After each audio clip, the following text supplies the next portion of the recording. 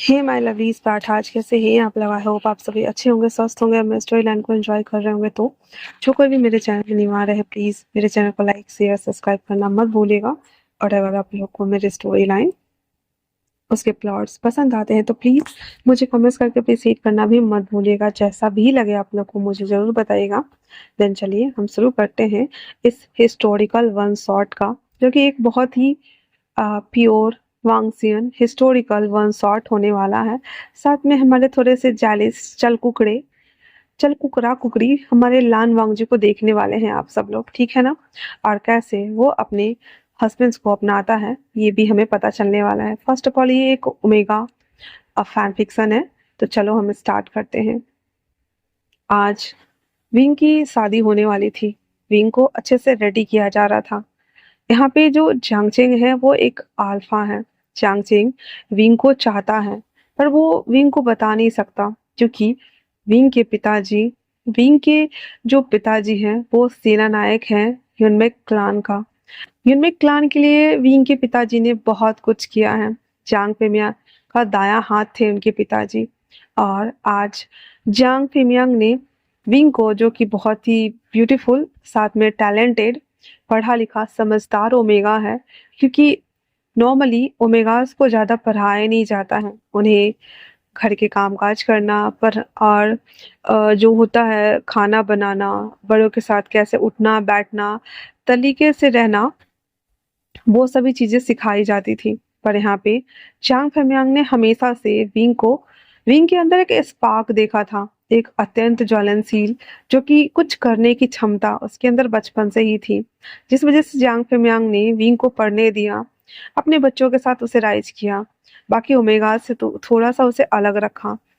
आज वो बहुत खुश तो नहीं कह सकते, लेकिन हाँ, हर एक ओमेगा का सपना होता है कि उसे एक सुंदर सा राजकुमार मिले, उसकी शादी अच्छे घर में हो जाए और वो हमेशा सुखी संपन्न रहे, एक वैवाहिक सुखमय जीवन जिए। जांग चेंग, जिसकी शादी अभी तक नहीं हुई है और उसके लिए ओमेगास ढूंढे जा रहे हैं। वहीं दूसरी तरफ जान यानली, उसकी शादी जिन क्लान के जो बड़ा बेटा जिन जुस्वान था उसके साथ में कर दिया गया था। और विंग, जो कि उनके सेनापति का बेटा था, जो अल्फा जियांगचिंग था, वो विंग को चाहता था। पर बचपन से जियांग फेमियांग ने विंग को और जियांगचिंग को साथ में बड़ा किया, सब साथ में बड़े हुए, जिस वजह से सबको पता है कि जियांगचिंग और विंग चाहकर भी एक नहीं हो सकते, क्योंकि दोनों खून के रिश्ते से ना सही बट ऐसे ही भाई लगते हैं। और स्वर्ण ब्रदर होने के नाते वो लोग एक ऐसे भी नहीं हो सकते थे। पर हालांकि कहीं ना कहीं जियांगचिंग के दिल में विंग के लिए जो कि फीलिंग्स थी वो डेवलप तो हुई थी, पर उसे उसने अपने अंदर ही दबा के रखा था। यानली विंग को रेडी करते वक्त उससे कहती है, तुम खुश नहीं हो आशियन, क्या बात है। विंग कहता है, पता नहीं क्यों, पर अंदर से मेरा मन नहीं मान रहा।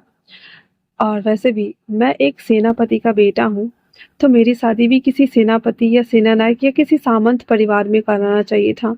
लैन क्लैन इतना बड़ा क्लैन है, वहाँ पे मेरी शादी क्यों हो रही है, मुझे ये बात समझ में नहीं आ रही है। और उनके कुल प्रमुख ने मुझे ही क्यों चुना है, मुझे ये भी समझ में नहीं आ रहा है सीजे। हेलनी कहती है, शान शान तुम बहुत अच्छे हो, उन्होंने तुम्हें कुछ तो देखा होगा तुम्हारे अंदर, जिस वजह से उन्होंने तुम्हें चुना है। हाँ, पिंग कहता है, पता नहीं, पर मुझे सच में अजीब लग रहा है।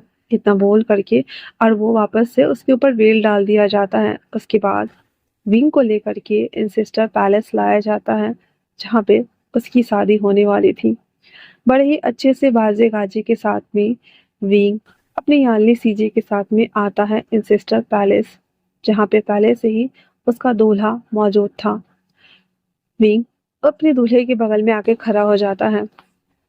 वहाँ पे जो प्रीस्ट थे वो चाइनीज हिस्टोरिकल मंत्र जिससे शादी संपन्न कराई जाती है वो बोलना स्टार्ट करता है।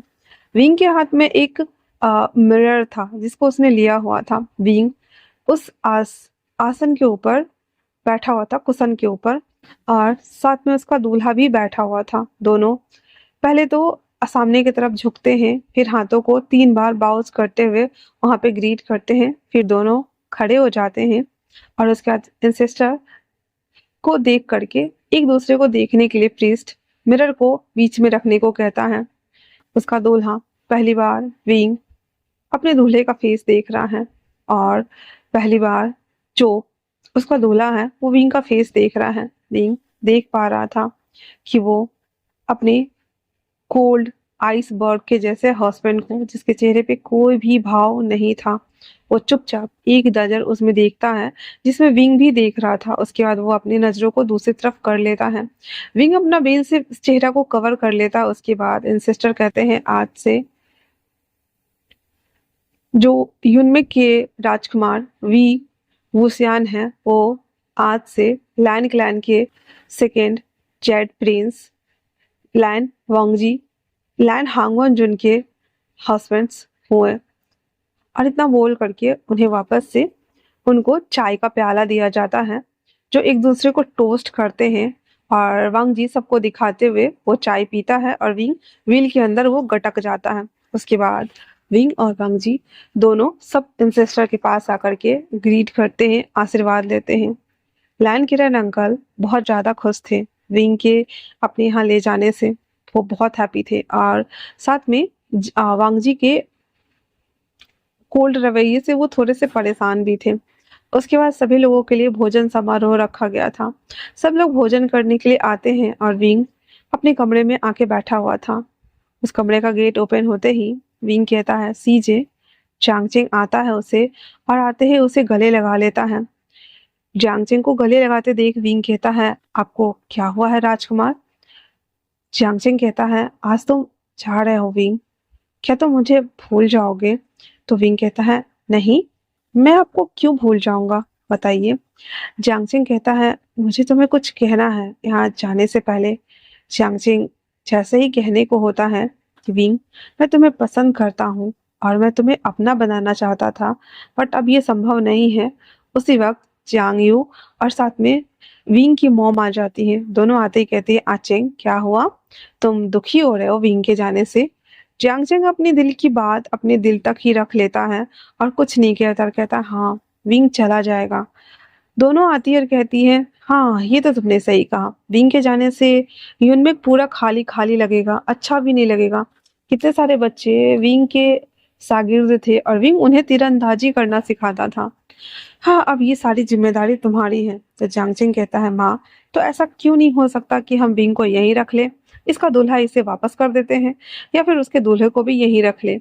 तो जीन की मॉम उसके कान मरोड़ते हुए कहते ये क्या कहा तुमने। हाँ मेरा बेटा ओमेगा है और मैंने उसकी शादी इसीलिए की है ताकि वो अपने घर जा सके और सुखी से रह सके। यहाँ तुम दोनों ने सबके नाक में दम कर रखा है, इसलिए बस करो बहुत हुआ।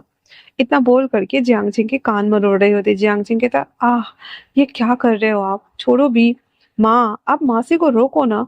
तो जियांगयू कहती है मैं नहीं रोक रही और इतना बोल करके दोनों बहनें हंस रही होती हैं। फिर विदाई का वक्त होता है और जो जियांगचिंग था वो विंग को पकड़ के लेके आ रहा होता है। सभी लोग देख रहे होते हैं और चुपचाप से उसे पालकी में बिठा दिया जाता है। विंग के साथ दो उसके काम करने के लिए नौकर भी दिए गए थे ताकि उन्हें ये ना लगे कि विंग के साथ भेदभाव किया जा रहा है। विंग के साथ बहुत सारे रेशम के कपड़े, सोने, तांबे, सिक्के और चावल अनाज सब जो होता है, यहाँ तक कि कमल के बीज, बहुत कुछ साथ में दहेज के तौर पे भेजा जाता है। सारी चीजों को लेकर के लैन किरण वुसू के लिए रवानगी लेते हैं। पूरे एक दिन का सफर तय करने के बाद वो लोग गाय टाउन पहुंच गए थे। विंग को एक इन में लाके बिठाया जाता है और साथ में वांगजी भी उसके सामने में आके बैठा हुआ था। वांगजी अपना तलवार रखते हुए चुपचाप से उठ के दूसरी तरफ चला जाता है। विंग को लग रहा था कि उनसे कोई कुछ पूछेगा और वो बोल सकता है कि उसे वॉशरूम जाना है, पर जब देखता है कि कोई कुछ नहीं पूछ रहा है वो खड़ा होता है और जैसे ही जाने को होता है सीचन आते हुए कहते हैं क्या हुआ है मास्टर वी। विंग कहता है एक्चुअली में मुझे वो आ, आ, इतना बोलकर वो रुक रहा था। सीचन समझ गए थे, तभी उसके डिसाइपल्स को वो बुला देते हैं जो कि विंग के लिए दिया गया था और विंग उसके कहता है कि मुझे वॉशरूम जाना है। फिर उसके साथ वो लोग चले जाते हैं। फ्रेश होकर आकर के वो वापस से अपने स्थान पे बैठ गया था जहाँ पे पहले से ही वांगजी बैठ के चाय पी रहा था।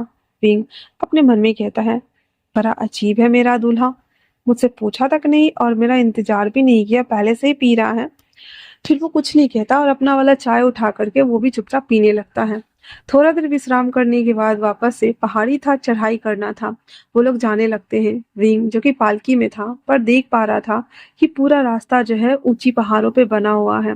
यहाँ पे थोड़े थोड़े दूर पर एक छोटा छोटा करके कॉटेज बना हुआ है और पूरा का पूरा एरिया पहाड़ है। अगर गलती से भी कोई स्लिप कर गया तो सीधे नीचे जाएगा और बॉडी तक नहीं मिलने वाली है।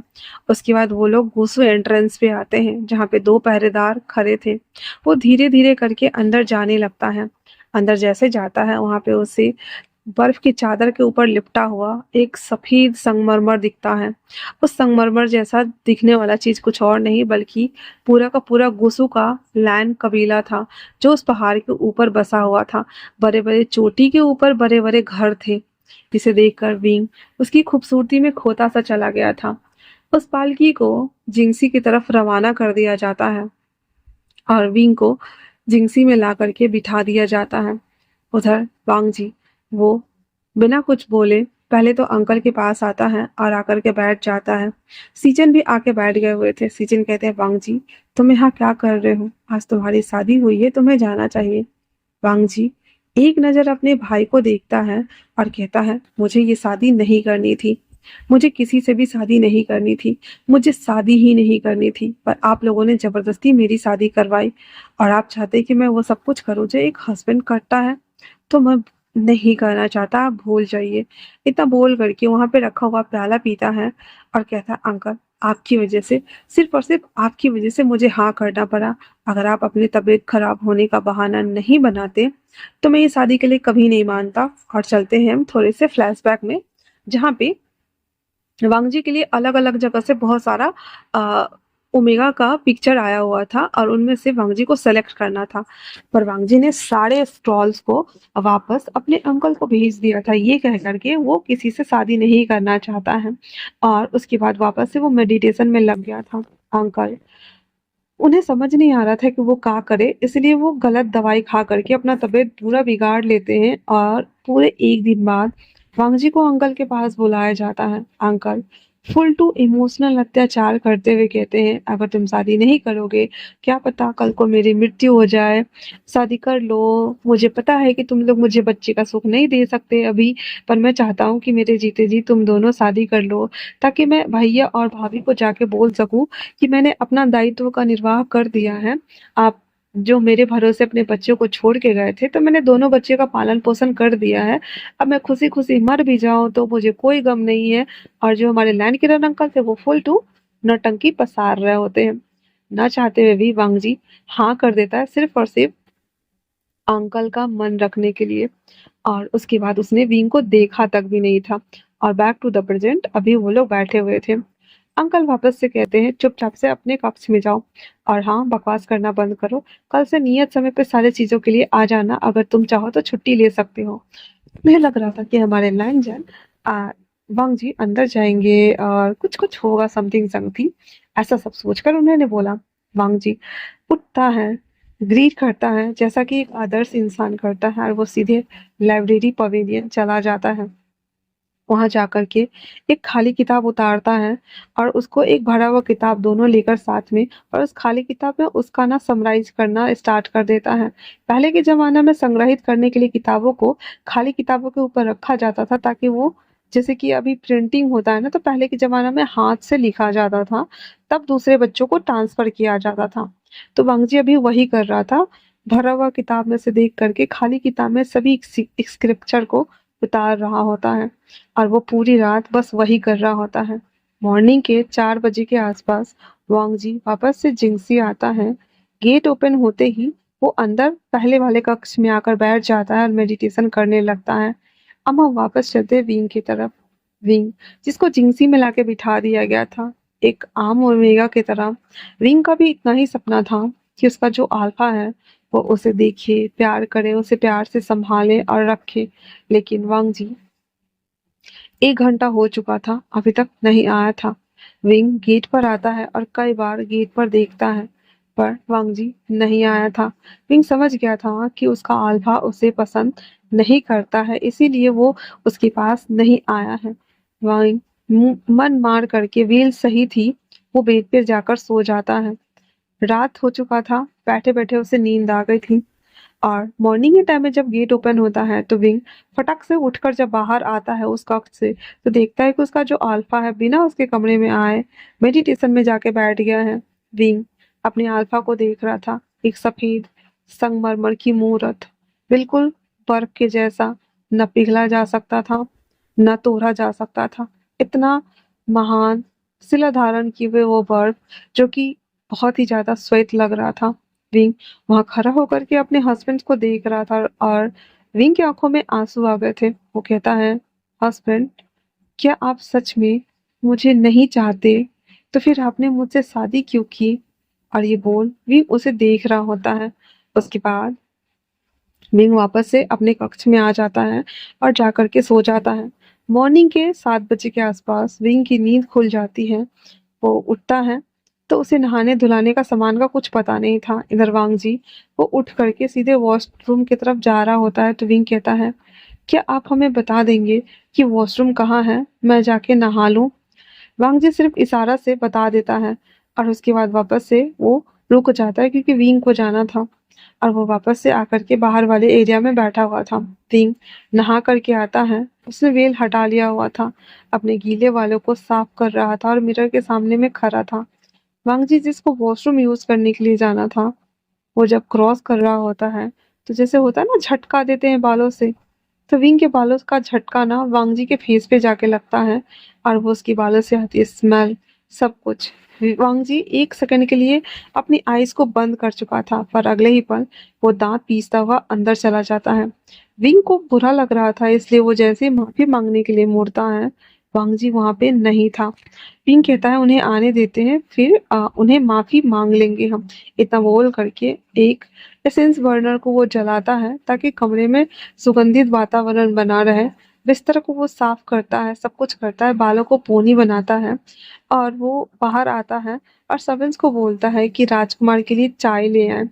विंग एक आदर्श ओमेगा होने का पूरा गुण लक्षण जो कुछ भी था वो सब था उसमें, और वो निभाना चाहता था।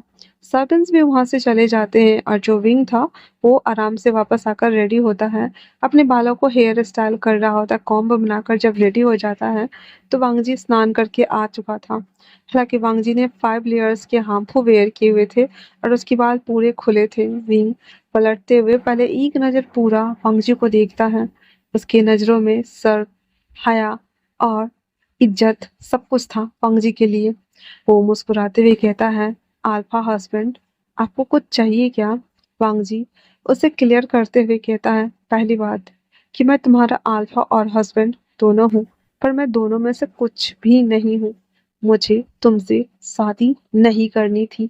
मैंने बस शादी अपने अंकल की आखिरी इच्छा समझ कर की है, इसलिए मेरे पास आना और मुझ पे हक जताना कुछ भी ऐसा वैसा मत करना, क्योंकि मैं इसके लिए तुम्हें परमिशन नहीं दे रहा हूँ।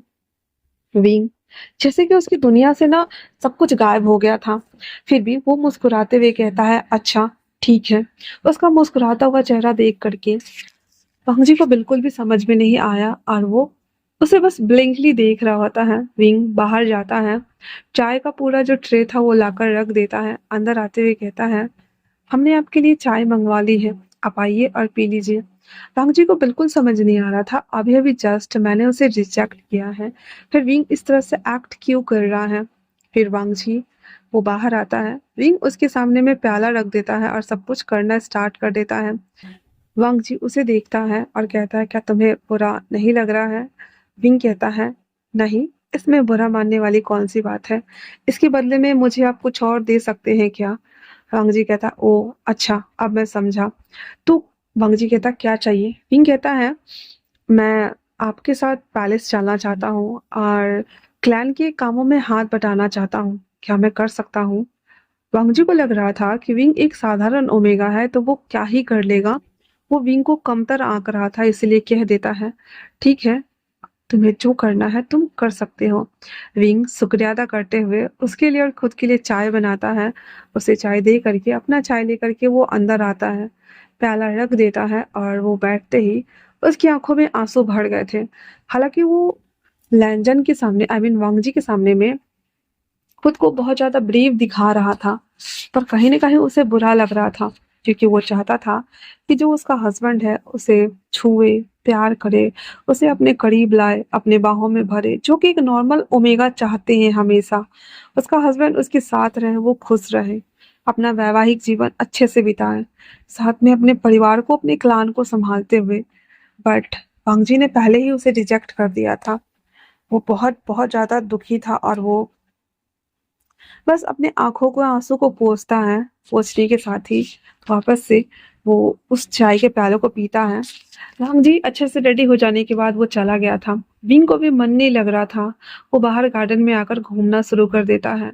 तभी वहां पे लायन सिचन आते हैं और आकर के उसे ग्रीट करते हैं। विंग अपना बेल लाना भूल गया था, इसलिए वो इधर उधर देखने लगता है। तभी लायन सिचन कहते हैं, आपको परेशान होने की जरूरत नहीं है मास्टर वे, आप ऐसे भी बहुत ठीक हैं। विंग पोलाइट वे में आंसर करते हुए कहता है, आ, हमें माफ कर दीजिए फर्स्ट प्रिंस। तो सीचन कहते हैं, ऐसे कोई बात नहीं है, आपका और वांगजी के बीच में सब कुछ ठीक तो था ना। विंग अपने हस्बैंड का मान बढ़ाने के लिए बोल देता है, हाँ, मेरे और सेकंड जेट प्रिंस के बीच में सब कुछ सही था। आप ऐसा क्यों पूछ रहे हैं?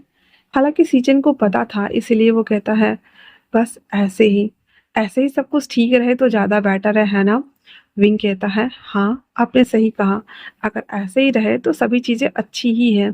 इतना बोल करके और वो वापस से सीचन को देख रहा था। सीचन विंग की आंखों में उदासी देख सकता था, सब कुछ देख सकता था, और वो कहता है, आइए आपको हम किसी से मिलवाते हैं। इतना बोल सीचन विंग को अपने साथ लेकर जाता है और वो वेंचिंग, जो कि उसके लिए खाना बना रही थी, वहां पे उसे लेकर के आता और कहता है, देखिए हम आपको किसी से मिलवाने लाए हैं। वेंचिंग किचन से बाहर आती है, जिसने पत्थर के टेबल पे दो शख्स को बैठे हुए देखा। पहला शख्स तो उसका हस्बैंड लैन सिचेन था और दूसरा विंग था। आते ही विंग को ग्रीट करते हुए कहती है, मास्टर वे आप कैसे हैं, और हम अभी तक आपसे मिलने भी नहीं आए। विंग भी ग्रीट बैक करता है और कहता है, हम अच्छे हैं, और उसके बाद वो बैठ जाते हैं। जो हमारी वेंचिंग थी वो कहती है, मेरा नाम वेंचिंग है और मैं लैंसस्टन की धर्म पत्नी हूँ। विंग उन्हें ग्रीट करता है और उन्हें कहता है, आपसे मिलकर हमें खुशी हुई। वेंचिंग कहती है, अगर तुम्हें किसी चीज की जरूरत हो तो हमसे शेयर कर सकते हो, मैं तुम्हारी बड़ी सीजे की तरह ही हूँ। विंग को अच्छा लग रहा था विंग को वेंचिंग से बात करके, इसलिए वो हाँ में सर हिला देता है। वहीं दूसरी तरफ सीचन कहते हैं, वैवाहिक जीवन ना कभी कभी थोड़ा सा कष्टमय होता है, पर इसका मतलब ये नहीं कि हमें उम्मीद छोड़ देनी चाहिए। हमें कोशिश करनी चाहिए अपने अंतिम प्रयास तक। विंग समझ गया था सीचन के कहने का मतलब, और वो मुस्कुराते हुए कहता है, हाँ, वैसे मैंने अपने अल्फा हस्बैंड से परमिशन लिया है। मैं क्लान के कामों में हाथ बटाना चाहता हूँ, तो मैं आपकी क्या मदद कर सकता हूँ? सीजन कहते हैं, ये तो बहुत अच्छी बात है। तो आपको लाइब्रेरी पवेलियन जाना चाहिए, वहाँ पे लेखा जोखा का काम होता है, थोड़ा बहुत तो आप वो भी कर सकते हैं, और जितने भी खाली किताब है आप उसे नई किताब के साथ में रिप्लेस कर सकते हैं। विंग को ये आइडिया अच्छा लगता है और वो हाँ में सर हिला देता है। उसके बाद वो लोग चाय पीते हैं, फिर उन दोनों को ग्रीट करता है। तो सीचन कहते हैं, आइए मैं आपको लाइब्रेरी पवेलियन तक ले चलूं। उसके बाद विंग और सीचन दोनों बात करते हुए लाइब्रेरी पवेलियन जाने लगते हैं। वहां पे जितने सारे लोग थे ना, वो उन दोनों को देख रहे थे, क्योंकि विंग उसने पूरा श्वेत वस्त्र पहना हुआ था जिसमें वो बहुत ही ज्यादा प्रिटी लग रहा था, और सीचन भी उनके इस चाम को देखकर ऐसा नहीं था कि घायल नहीं हो रहे थे, लेकिन विंग उसके लिए एक एडोरेबल बच्चे की तरह था। जिस तरह से उसका भाई उसके लिए बच्चा था, उसी तरीके से उसका ओमेगा भी उसके लिए बच्चा ही था। सीचन उससे बात करते हुए लाइब्रेरी पवेलियन आते हैं, हाथ से इशारा करते हुए कहते हैं, ये रहा लाइब्रेरी पवेलियन, आप जा सकते हैं। विंग हाँ में सर हिलाते हुए उन्हें ग्रीट करता है और अंदर आ जाता है। अंदर आते ही सबसे पहले वो आसपास की चीजों को देखता है, जहाँ पे बहुत बड़ा बड़ा किताब, बुक शेल्फ्स वगैरह रखा हुआ था। वो एक-एक करके सभी चीज़ों को देखना शुरू कर देता है और उसके बाद वापस से खाली पड़ी किताब को लेता है। बीच में जहाँ पे आसन कुशन्स लगा हुआ था, वहाँ पे जाके वो बैठ जाता है और उन खाली पड़ी किताबों को लिखना स्टार्ट कर देता है। उसके ऊपर वो अपने मन से उस किताब का नाम इंगित करते हुए और सभी चीज़ों को लिखना स्टार्ट कर देता है। विंग, जो कि एक साधारण ओमेगा नहीं था, क्योंकि वो घर के काम-काज के अलावा खाना बनाना, सब कुछ करने के अलावा भी उसे लिखना, तीरंदाजी करना, बांसुरी बजाना, ये सभी चीज़ें बहुत पसंद था। दैट्स व्हाई उसकी हैंडराइटिंग भी काफ़ी खूबसूरत थी और वो बहुत सुसज्जित तरीके से लिखता था। तो वो लिखना स्टार्ट कर देता है। दोपहर होते हुए हमारे जो विंग थे ना, आई मीन मास्टर विंग, उन्होंने 2 किताब लिखा था। वो दोनों किताबों को सूखने के लिए वहीं पे रख कर के और वापस से अपने जिंसी की तरफ आ जाता है, ताकि वो आकर के अपने अल्फा के लिए भोजन प्रबंध कर सके।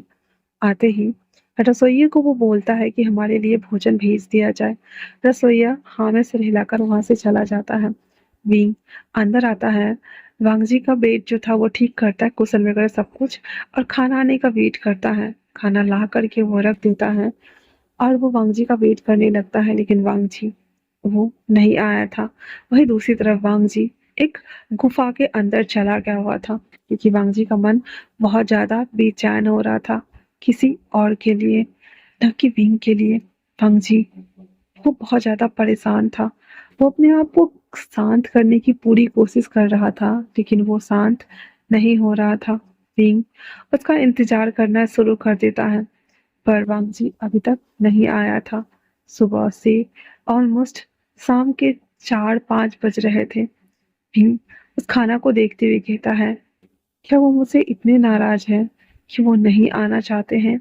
इतना बोल करके और वो उस खाने को खोलता है, जिसमें खाना था विंग और वांगजी दोनों के लिए। विंग को भूख लगी थी, वो 1-2 बाइट लेता है और बाकी खाना वैसे ही छोड़ देता है और फिर बेड पे आके बैठ जाता है। हालाँकि उसके पास करने के लिए कुछ भी नहीं था, इसलिए विंग अपने बक्से में से, जो उसके संदूक आए हुए थे, उसमें से फ्लूट निकालता है और निकाल करके अपने घर के पीछे वाले आंगन के बरामदे में आके बैठ जाता है।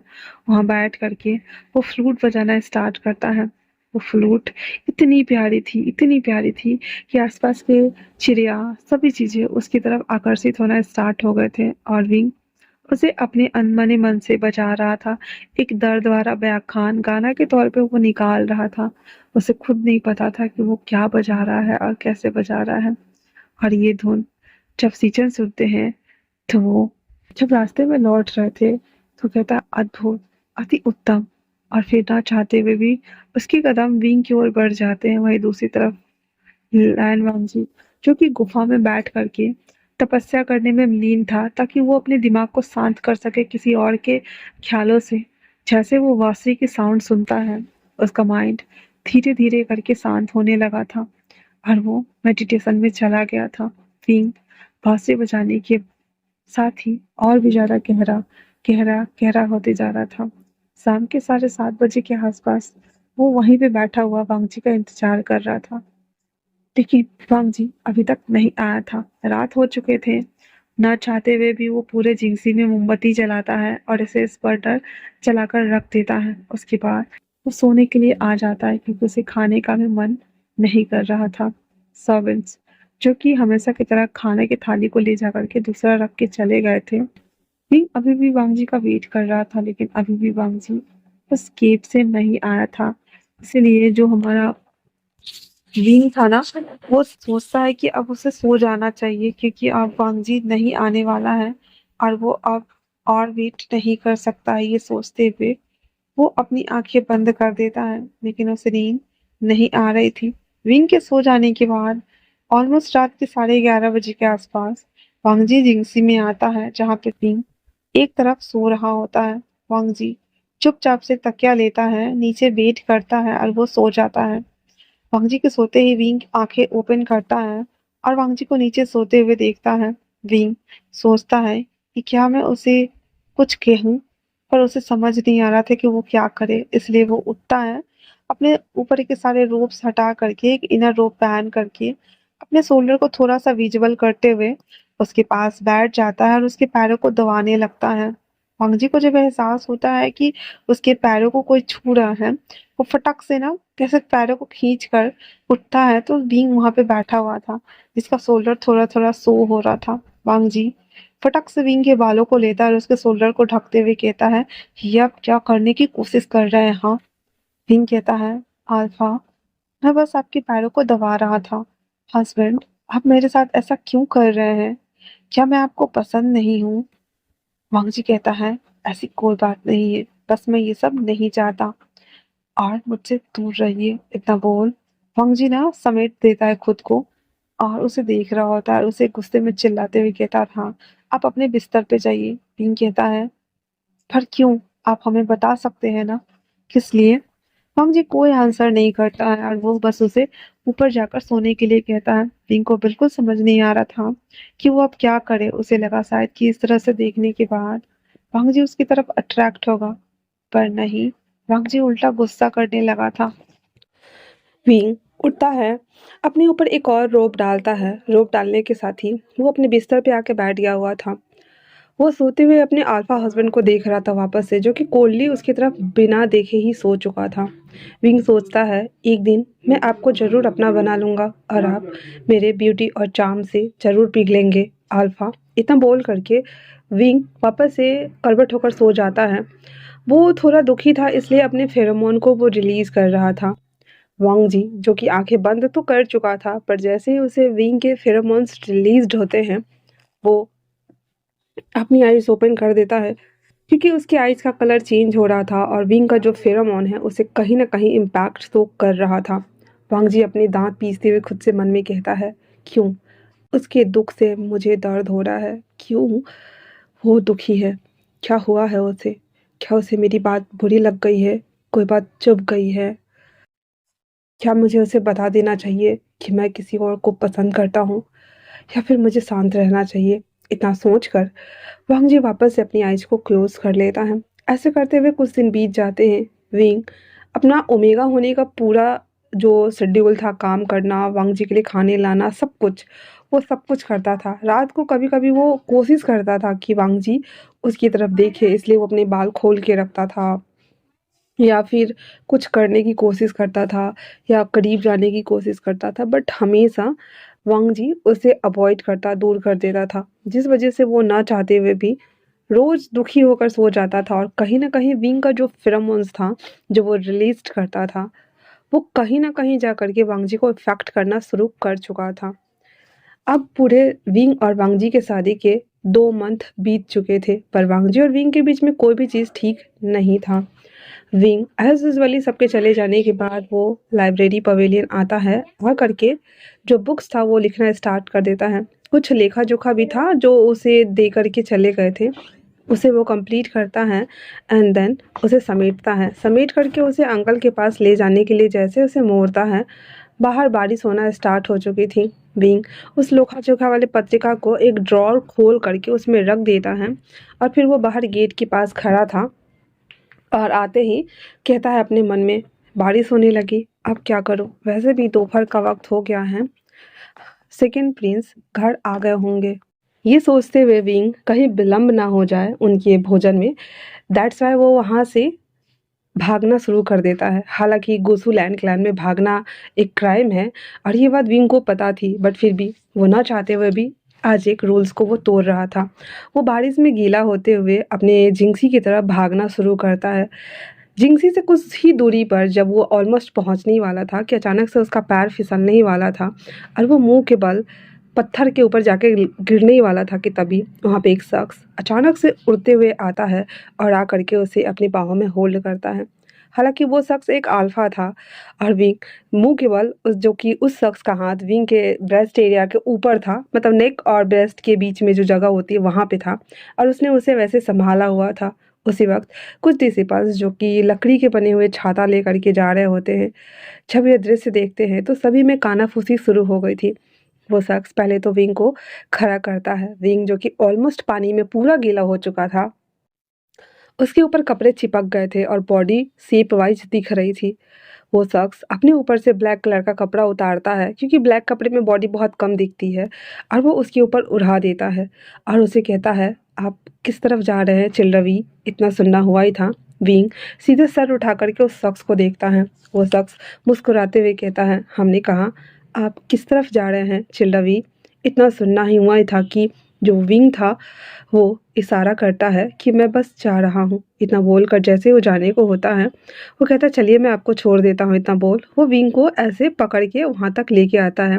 और वहीं दूसरी तरफ वांग जी वो अपनी जिंगसी में था, और जैसे ही किसी के आने की आहट होता है, वो देखता है कि एक शख्स विंग को लेकर के आ रहा है।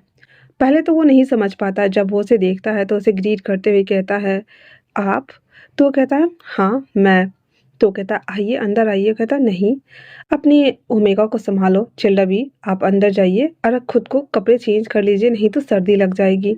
इतना बोल करके विंग सर ग्रीट करता हुआ चला जाता है अंदर। उसके जाने के बाद वांग जी कहता है, मास्टर आप यहाँ क्या कर रहे हैं?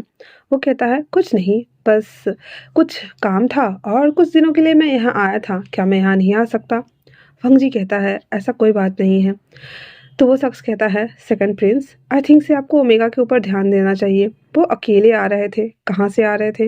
वांग जी को खुद नहीं पता था कि विंग कहाँ था। दैट्स व्हाई वो कह देता है, जी क्षमा करे, अगले वक्त से हम ध्यान रखेंगे। उसके बाद वो शख्स वहाँ से सीधे उड़ता हुआ चला जाता है। वांग जी बाहर सारे लोगों को देख रहा था, जो थोड़े थोड़े दूर पे जो डिसाइपल्स खड़े थे वो लोगों को। उसके बाद वापस से वो अंदर आता है, जहाँ पे वो विंग जो था वो वॉशरूम में चला गया था, और हवा तेज चल रही थी, बारिश काफ़ी हो रहा था, जिस वजह से एक ही मोमबत्ती थी जो कि वॉशरूम में विंग लेकर गया था जला करके। वहाँ पे रख करके जैसे वो अपने कपड़े को उतार रहा था, हालांकि वांग जी बस देखने आया था कि विंग आया है या नहीं, पर वांग जी जो कि उसकी परछाई उस कैबिनेट के ऊपर बन रही थी, देख पा रहा था कि विंग ने अपने ऊपर के सारे रोप्स उतारे, उसका बॉडी शेप, क्योंकि उसने सब कुछ उतार दिया हुआ था, इनर से आउटर रोप सब कुछ, और उस कैबिनेट के ऊपर उस मोमबत्ती की वजह से बड़ा सा चित्र बन रहा था, मतलब परछाई बन रही थी। वांग जी विंग का कड़वी बॉडी देख पा रहा था, आगे से ब्रेस्ट, उसके बाद उसकी बॉडी, फिर वांग विंग जो था वो बाल खोलता है और ऐसे लहराता है हवा में। वो सभी थिंग्स वांग जी उस कैबिनेट के ऊपर चित्र जो बन रहा था, उभर रहा था, वो देख रहा था। वो बस अपने हाथों को बांधे उस क्षण को वो देख रहा था। पूरा माहौल एकदम गर्म सा हो गया था। विंग फिर धीरे धीरे जिस तरह से कपड़े सब पहन रहा था, वो सब कुछ वांग जी वहाँ खड़ा होकर देख रहा था। उसके बाद विंग अपने गीले बालों को ऐसे हाथ से कैसे बन बनाते हुए जब बाहर आता है, वहाँ पे वांग जी खड़ा स्टिल अभी भी उसे ही उसी जून में गया हुआ वो देख रहा था। तभी विंग बारिश में गीला होने की वजह से अचानक से उसे छींक आती है, और वो वांग जी का जो तंद्रा था, जिस पॉइंट ऑफ व्यू से वो विंग को देख रहा था, वो टूटता है। और अपने आप को जब इस तरह से हार्ड फील करता है, क्योंकि उसके बॉडी में ऑलमोस्ट सेंसेशन की लहर दौड़ ही चुकी थी, वो फटाक से बिना कुछ कहे वहाँ से बाहर चला जाता है। रिंग को वांग जी की बेरुखी का आदत हो गया था, बट होता है ना कि अगर कोई आपको ऐसे प्यार से देखता है, एक होप होती है कि वो शख्स आपको कुछ कहे। विंग को भी लग रहा था कि वांग जी यहाँ खड़े हैं तो शायद उससे कुछ कहेंगे, बट ऐसा कुछ नहीं होता। विंग अपने बालों को ना टाल से रैप करके सुखा रहा होता है, और वांग जी अभी भी पर्दा से जब हवा की वजह से हिल रहा था, वो देख पा रहा था। विंग अपने बालों को अच्छे से कॉम्ब करते हुए आता है और उनसे कहता है, आपको कुछ चाहिए हस्बैंड? पर वांग जी स्टिल कुछ आंसर नहीं करता। विंग एक लकड़ी का छाता उठाता है, अपने कपड़ों को जो उसने उसने 4-5 लेयर वेयर किया हुआ था, वो बहुत ही ज़्यादा प्रीटी लग रहा था। वो वापस से बाहर निकल जाता है। वांग जी आते हुए कहता है, कहाँ जा रहे हैं? विंग कहता है, आपके लिए और अपने लिए चाय लाने। क्या आपको चाय नहीं पीना? वांग जी कहता है, आप अभी जस्ट बारिश से भीग कर आए हैं, हम लेकर आते हैं। इतना बोल उसके हाथ से ऊपर से वो छाता पकड़ के और वांग जी चला जाता है चाय लेने। विंग जब ऐसे करता है तो उसे अच्छा लगता है, और उसके चेहरे पे एक स्माइल आ गई थी, साथ में थोड़ी सी शर्म भी। वो शर्मा गया था और अपने नज़रों को नीचे करते हुए कहता है, हस्बैंड, एक ना एक दिन आप ज़रूर मुझे समझेंगे, और मैं बस वेट करूँगी। और इतना बोलकर वो वापस से अंदर आ जाता है और उसके सभी सामानों को व्यवस्थित कर देता है जो लिविंग रूम में पड़ा हुआ था। अब वहीं दूसरी तरफ वांग जी जब किचन एरिया में आता है, जहाँ पे ये सभी था, वो चाय के लिए बोल देता है और बाहर खड़ा रहता है बरामदे में। तभी कुछ डिसाइपल्स जो सर्वेंट्स थे, वो सर्वेंट्स लोग बात कर रहे थे, अरे अरे देखा, मियाओ ट्राइब्स के जो मास्टर है ना, मियाओ ट्राइब के मास्टर और जो हमारे सेकेंड जेट प्रिंस की ओमेगा है ना, उन दोनों के बीच कितना अच्छा संबंध लग रहा था ना। उनके संबंध देखकर लगता नहीं कि वो दोनों एक दूसरे को नहीं जानते होंगे। किस तरह से उन्होंने जो सेकेंड जेट प्रिंस की ओमेगा है मास्टर वे को उन्होंने होल्ड किया हुआ था। ये सुनना हुआ ही था कि वांग जी के कान खड़े हो गए थे। तभी दूसरा डिसाइपल्स कहता है, और हाँ, उन्होंने अपना कपड़ा भी उन्हें दिया पहनाया। उनकी बॉडी पूरी विजिबल हो रही थी। सच में वो वाकई में बहुत खूबसूरत थे ना, है ना। तभी तीसरा डिसाइपल्स कहता है, क्या बकवास कर रहे हो, अगर किसी ने सुन लिया तो हमारे गर्दन काट दिए जाएंगे। वहीं वांग जी, जो कि ये सुनकर आग बबला हो चुका था, उसे अभी भी वो मोमबत्ती वाला सारा सीन याद आ रहा था। वो अंदर आते हुए कहता है, यहाँ क्या बातें हो रही है। सारे डिसिपल्स डर गए थे और कहता कुछ कुछ भी नहीं, और चाय का प्याला लेकर आता है विंग के लिए।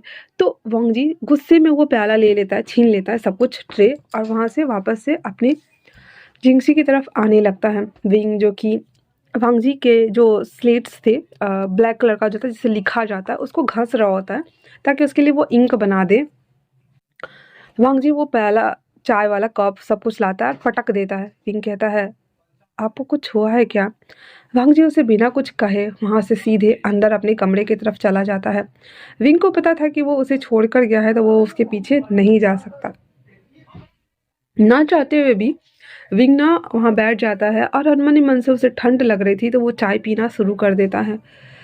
अगले दिन विंग एज यूजुअली सो के उठता है, सारे काम करता है, और उसने आज लाइट स्काई कलर की ड्रेस वेयर किया हुआ था। वो अच्छे से खुद को मेक ओवर कर लेने के बाद जब वो बाहर आता है तो पहले तो उसे सीचन मिलते हैं और उसे बताते हैं कि आपको किसी से मिलना चाहिए। इतना बोल करके विंग सीचन के साथ वहाँ से जाने लगते हैं। वांग जी जो कि उसके पीछे पीछे ही आ रहा होता है जब उसने देखा कि विंग उसके गर्ल के साथ भी बहुत अच्छे तरीके से बात कर रहा है। हालांकि विंग के और वांग सीचन के लेकर के वांग जी के दिमाग में ऐसा कुछ भी नहीं था। वो बस देख पा रहा था कि विंग उनसे कितना कैजुअल फॉर्मल होकर के हंस के बात कर रहा है। तभी वहाँ पे वेंचिंग आती है और आते कहती है, सेकंड प्रिंस। वांग जी उसे बहुत ही प्यार भरी निगाहों से पहले तो देखता है, देखने के साथ ही कहता है, हाँ। जी कहती है, आपको नहीं लगता कि आपको अपनी शादी में आगे बढ़ जाना चाहिए। इतना सुनना हुआ ही था कि वांग जी का मुंह बन जाता है। जी कहती है, कुछ चीज़ें ना पास्ट में छोड़ देना ज़्यादा बेटर होता है, क्योंकि उसे अगर आप दोबारा जीवंत करेंगे क्या पता इससे बहुत सारे रिश्ते बिगड़ जाए। इतना बोल करके वैंचिंग वहाँ से चली जाती है, बट वांग जी स्टिल वैंचिंग को देखता रह जाता है। उसके जाने के बाद वांग जी वापस से वो जहाँ पे सारे लोग रहते हैं ना, इम्पीरियल पैलेस बोलते हैं उसे, इम्पीरियल हॉल में आते हैं वो लोग जहाँ पे सारे लोग बैठे हुए थे। वांग जी भी आता है और आने के साथ ही देखता है कि विंग जो हमारे मियाओ ट्रैप्स के जो मास्टर है उनके साथ बात कर रहा है बहुत ही ज़्यादा हंस करके। वांग जी आता है और ऐसे ग्रीट करता है। अंकल कहते हैं, वांग जी आओ। सारे लोग बैठ गए हुए थे। तभी जो मास्टर थे ना म्याओ ट्राइब्स के, वो कहते हैं, यहाँ पे हम कुछ दिनों के लिए रहने आए हैं तो क्या हम रह सकते हैं। लैंड किरण कहते हैं, हाँ हाँ क्यों नहीं, वैसे भी आपसे हमारे संबंध काफ़ी अच्छे हैं और इस पे हम व्यापार चर्चा भी कर लेंगे। वो कहते हैं, हाँ हम जंगलों में रहने वाले एक जनजाति हैं, हमसे क्या व्यापार करना, वैसे अगर कुछ चाहिए तो हमें बताइए। लैंड किरण कहते हैं, जंगलों की रक्षा करना तो आप लोगों के ट्राइब्स की परम ये है, पर आप विंग को कैसे जानते हैं। तो मास्टर जो थे वो कहते हैं, चिल्लवी। चिल्लवी एक बार बचपन में बीमार हो गए थे अपने माता पिता के साथ में, और उनके माता पिता को किसी सांप ने काट लिया था। तो चिल्लवी ने ही हम लोगों को बुलाया था। अब जहाँ तक आप लोगों को पता ही है कि हम लोग जंगलों में रहते हैं, तो चिल्लवी को भी उस सांप के जहर का काट देना पड़ा था, क्योंकि चिल्लवी को सांप काटने के बाद वो हमारे पास आते आते बेहोश हो गए थे। उनके माता पिता को और चिल्लवी को तीनों को हमने दवाई दिया था। अब उस दवाई देने के बाद क्या होता है कि हमारे यहाँ का जो कुछ भी है, अगर हम किसी को एक बार अपना बना लेते हैं तो निशान छोड़ना पड़ता है। इतना बोल फटक से वो विंग का हाथ पकड़ता है जिसके ऊपर छोटा सा स्नैक्स का डिज़ाइन बना हुआ था। ये देख करके वो कहता है, और उस दिन से आह, चिल्लवी कहीं पे भी जाए, अगर हमारे ट्राइब्स के लोग होंगे तो चिल्लवी को पहचान ही लेंगे, क्योंकि हमने इनका उपचार जो किया था और उस सांप का काट उतारने के लिए इनके ऊपर निशान बनाने पड़ गए थे, और ये निशान उस सांप ने काटा था जो हमारे ट्राइब्स के होते हैं। इतना सुनना हुआ ही था। तो किरण कहते, ओ तो इसीलिए आपने उसे पहचान लिया। तो वो कहता है और वैसे भी ये किसी की याद दिलाती है, और इतना बोल करके उसे देखकर मुस्कुराने लगा था। पहली बार वांग जी जब इसने सुना कि ये किसी की याद दिलाती है, इतना ज़्यादा जेलस फील कर रहा था वो, उसे गुस्सा आ रहा था, न जाने क्यों क्यों आ रहा था उसे खुद नहीं पता। वो बस ना घूर कर एकदम शांति के साथ में देख पा रहा था। सिचन ये समझ रहे थे कि वांग जी को बहुत तेज गुस्सा आ रहा है, और उसने अपने दोनों हाथ पीछे करके मुट्ठी बना के रखा हुआ है। तभी मियाओ ट्रैप के मास्टर थे, वो कहते हैं, तो क्या अब आप हमें सिखाएंगे? इतना सुनना हुआ ही था तो विंग थोड़ा आश्चर्य में था और कहता है, क्या सीखना है? अंकल किरण कहते हैं, हमने कहा कि तुम बहुत अच्छा बांसुरी बजाते हो, तो बस वही हमने इनसे कहा। विंग कहता है, ऐसा कुछ नहीं है मास्टर, इतना बोलना हुआ ही था। तो अंकल किरण कहते हैं, मास्टर भी कहते हो और बजाना भी नहीं है? मैंने तुम्हारा सुना है, तुम हमें काफ़ी पसंद थे, इसलिए तो हम चाहते थे कि तुम हमारे क्लान में आओ। इतना बोल करके वो कहता है, प्लीज़ बजाओ विंग। विंग ना एक जगह जाके बैठ जाता है, उसके हाथ में बांसुरी था, वो अच्छे से बहुत पोज लेकर बैठा हुआ था। चारों तरफ उसका ड्रेस का जो डिज़ाइन था, उसने 5-6 लेयर वेयर किया हुआ था, वो पूरा फैला हुआ एक प्रिंसेस लग रहा था। फिरी प्रिंसेस या गॉड प्रिंसेस बोल सकते हैं। वो बैठता है, बांसुरी को होल्ड करता है और बजाना स्टार्ट करता है। वांग जी वापस से जो गुस्सा हुआ पड़ा था वो फिर से शांत होने लगा था, और सब लोग उसके बांसुरी में मंत्र मुग्ध हो गए थे। वांग जी जो था वो बस विंग को देख रहा था। अब उसे याद आता है कि कल रात को जब उसे मेडिटेशन में प्रॉब्लम हो रही थी, तो बांसुरी बजाने वाला शख्स कोई और नहीं बल्कि विंग ही था। ये सोचकर उसे अच्छा लगता है, और वो विंग को देख रहा होता है। वो सब कुछ हो जाने के बाद जो मियाओ ट्राइब्स के मास्टर थे वो ताली बजाते हुए कहते, वाह वाह वाह, इतना उम्दा, इतना तहजीब के साथ में बांसुरी बजाना मैं पहली बार देख रहा हूँ। मुझे बहुत खुशी हुई कि चिल्ड्रवी आपने हमारे लिए इतना प्यारा सा धुन बजाया। तो जो विंग था ना वो कहता है, हाँ ये कामिंग धुन है जिससे कि दिमाग शांत होता है और हमारे ब्लड सर्कुलेशन नॉर्मल होते हैं, ताकि लोगों का गुस्सा थोड़ा कम हो सके। और कहीं ना कहीं विंग उसका ओमेगा होने के नाते वहाँ पे क्या था कि सेकंड प्रिंस को बहुत तेज गुस्सा आ रहा है, और वो बहुत ज़्यादा ही वायलेंट हो, इससे पहले वो उसे शांत कराना ज़रूरी था। मियाँ ट्रैप के मास्टर कहते हैं, तो चलिए बहुत अच्छा रहा सफ़र, अब भोजन करते हैं। इतना बोल करके और वो सबको भोजन के लिए बोलता है। सब साथ में बैठे हुए थे। मास्टर थोड़ा थोड़ा करके सीचन को भी दे रहे थे, साथ में विंग को भी दे रहे थे, अंकल को भी दे रहे थे, और वांगजी को देने का प्रयत्न कर रहे थे, पर वांगजी ना हाथ लगा देता था कि नहीं नहीं चाहिए मुझे। विंग ना बड़े आराम से बड़े शांति के साथ में खा रहा होता है। उसके बाद वो वहाँ से कहते हैं कि अब हम चलते हैं। अंकल मास्टर को लेकर के वहाँ से चले जाते हैं। अब बच जाता है सीचन, विंग और वांगजी। विंग कहता है, मुझे कुछ काम है तो मैं लाइब्रेरी पवेलियन जाता हूँ। इतना बोल वो उन दोनों को ग्रीट करता हुआ वहाँ से चले जाते हैं। वांगजी बस वहाँ पे खड़ा था। सीचन उसके पास आते हुए कहता है, तुम्हें गुस्सा किस बात से आ रहा था वांगजी? वांगजी कुछ नहीं कहता है। जब वो जाने को होता है तो सीचन कहते हैं, अपने रिश्ते को बढ़ाना चाहिए। मास्टर वे बहुत समझदार हैं, तुम्हें पता है अभी तक उन्होंने 26 किताबें लिख डाली हैं। वांगजी ये सुनता है तो आश्चर्य होता है। फिर दूसरा बताता है कि उस दिन जब वो भागकर तुम्हारे लिए वो घर जा रहे थे, तो उन्होंने 2 नियम तोड़ दिए थे। उन 2 नियम के बदले में उन्होंने 4 कोड़े की सजा भी खाई है। इतना सुनना हुआ ही था तो वांगजी आश्चर्य में था और कहता है, तो मतलब वो नाटक कर रहा है और कुछ नहीं, ताकि आप सबके सामने में वो अच्छा बन सके। सीचन कहते हैं, ये अच्छी बात है, मतलब कि तुम अभी भी उन्हें समझ नहीं पाए हो। कोई बात नहीं, एक दिन तुम्हें ज़रूर एहसास होगा वांग जी। इतना बोल सीजन उसे सांत्वना दे करके चले जाते हैं। वांग जी वो काफ़ी ज़्यादा चिढ़ा हुआ था, इसीलिए वो जब लाइब्रेरी पवेलियन आता है तो विंग एक एक करके सारी किताब को ना सेट कर रहा था। आते ही वांग जी उसके सामने खड़ा हो जाता है और कहता है, जब हमने आपसे कहा कि हम आपको पसंद नहीं करते हैं, आप ये सभी चीज़ें करना बंद कर दीजिए, तब आप कुछ और करने लगे हैं। विंग कहता है, आप कहना क्या चाहते हैं? हाँ। वांगजी कुछ नहीं कह पा रहा था, उसके पास शब्द नहीं जुड़ रहे थे, और वो गुस्से से वहाँ से वापस चला जाता है। पिंक को थोड़ा बुरा लग गया था क्योंकि वांगजी जिस टोन में कह के गया था, उसके बाद वापस से वो अनमने मन से बस वापस से ब्लैंक किताब को फिल करना स्टार्ट कर देता है। उसके बाद वो सारा काम ख़त्म कर लेने के बाद संध्या का टाइम था। वो जब जा रहे होते हैं तभी म्योर ट्रैप के मास्टर वापस से मिल जाते हैं उसे और कहते हैं, घर क्यों जा रहे हो चिल्ड्रवी? तो विंग कहता है उसके हाथ में शराब की बोतल देख करके वो विंग जो था वो कहता है, यहाँ पे शराब पीना अलाउ नहीं है। तो विंग की बात सुन करके मियाओ ट्राइब के मास्टर कहते हैं, तो कोई ऐसी जगह लेके चलो जहाँ पे मैं पीना चाहता हूँ, पता है आज उसका बर्थडे है। इतना बोल करके और वो उसे देखता है। विंग को हालांकि कुछ पता तो नहीं था, पर उसके घर के पीछे का व्यूज़ काफ़ी अच्छा था, तो वो उसे वहाँ पर लेके चला जाता है। दोनों एक एक पत्थर पे जाके बैठ जाते हैं।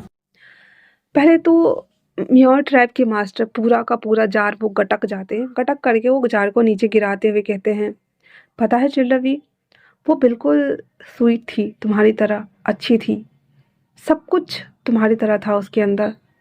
वो हमेशा मेरे लिए खाना बनाती, मेरे बाल संवारती, मुझे चाय बनाती, मुझे मीठा पसंद था तो मीठा बनाती। स्टार्टिंग के 2-3 साल तक मैंने उसे फुल अवॉइड किया क्योंकि मुझे वो नहीं पसंद थी तब। पर जब धीरे-धीरे मेरा रुझान उसकी तरफ बढ़ता चला गया, अचानक से एक दिन वो मुझे छोड़कर चली गई क्योंकि वो हमारे ट्राइब से नहीं थी ना। तुम्हें पता है वो कौन थी? विंग कहता है, मास्टर मुझे नहीं पता कि वो कौन थी।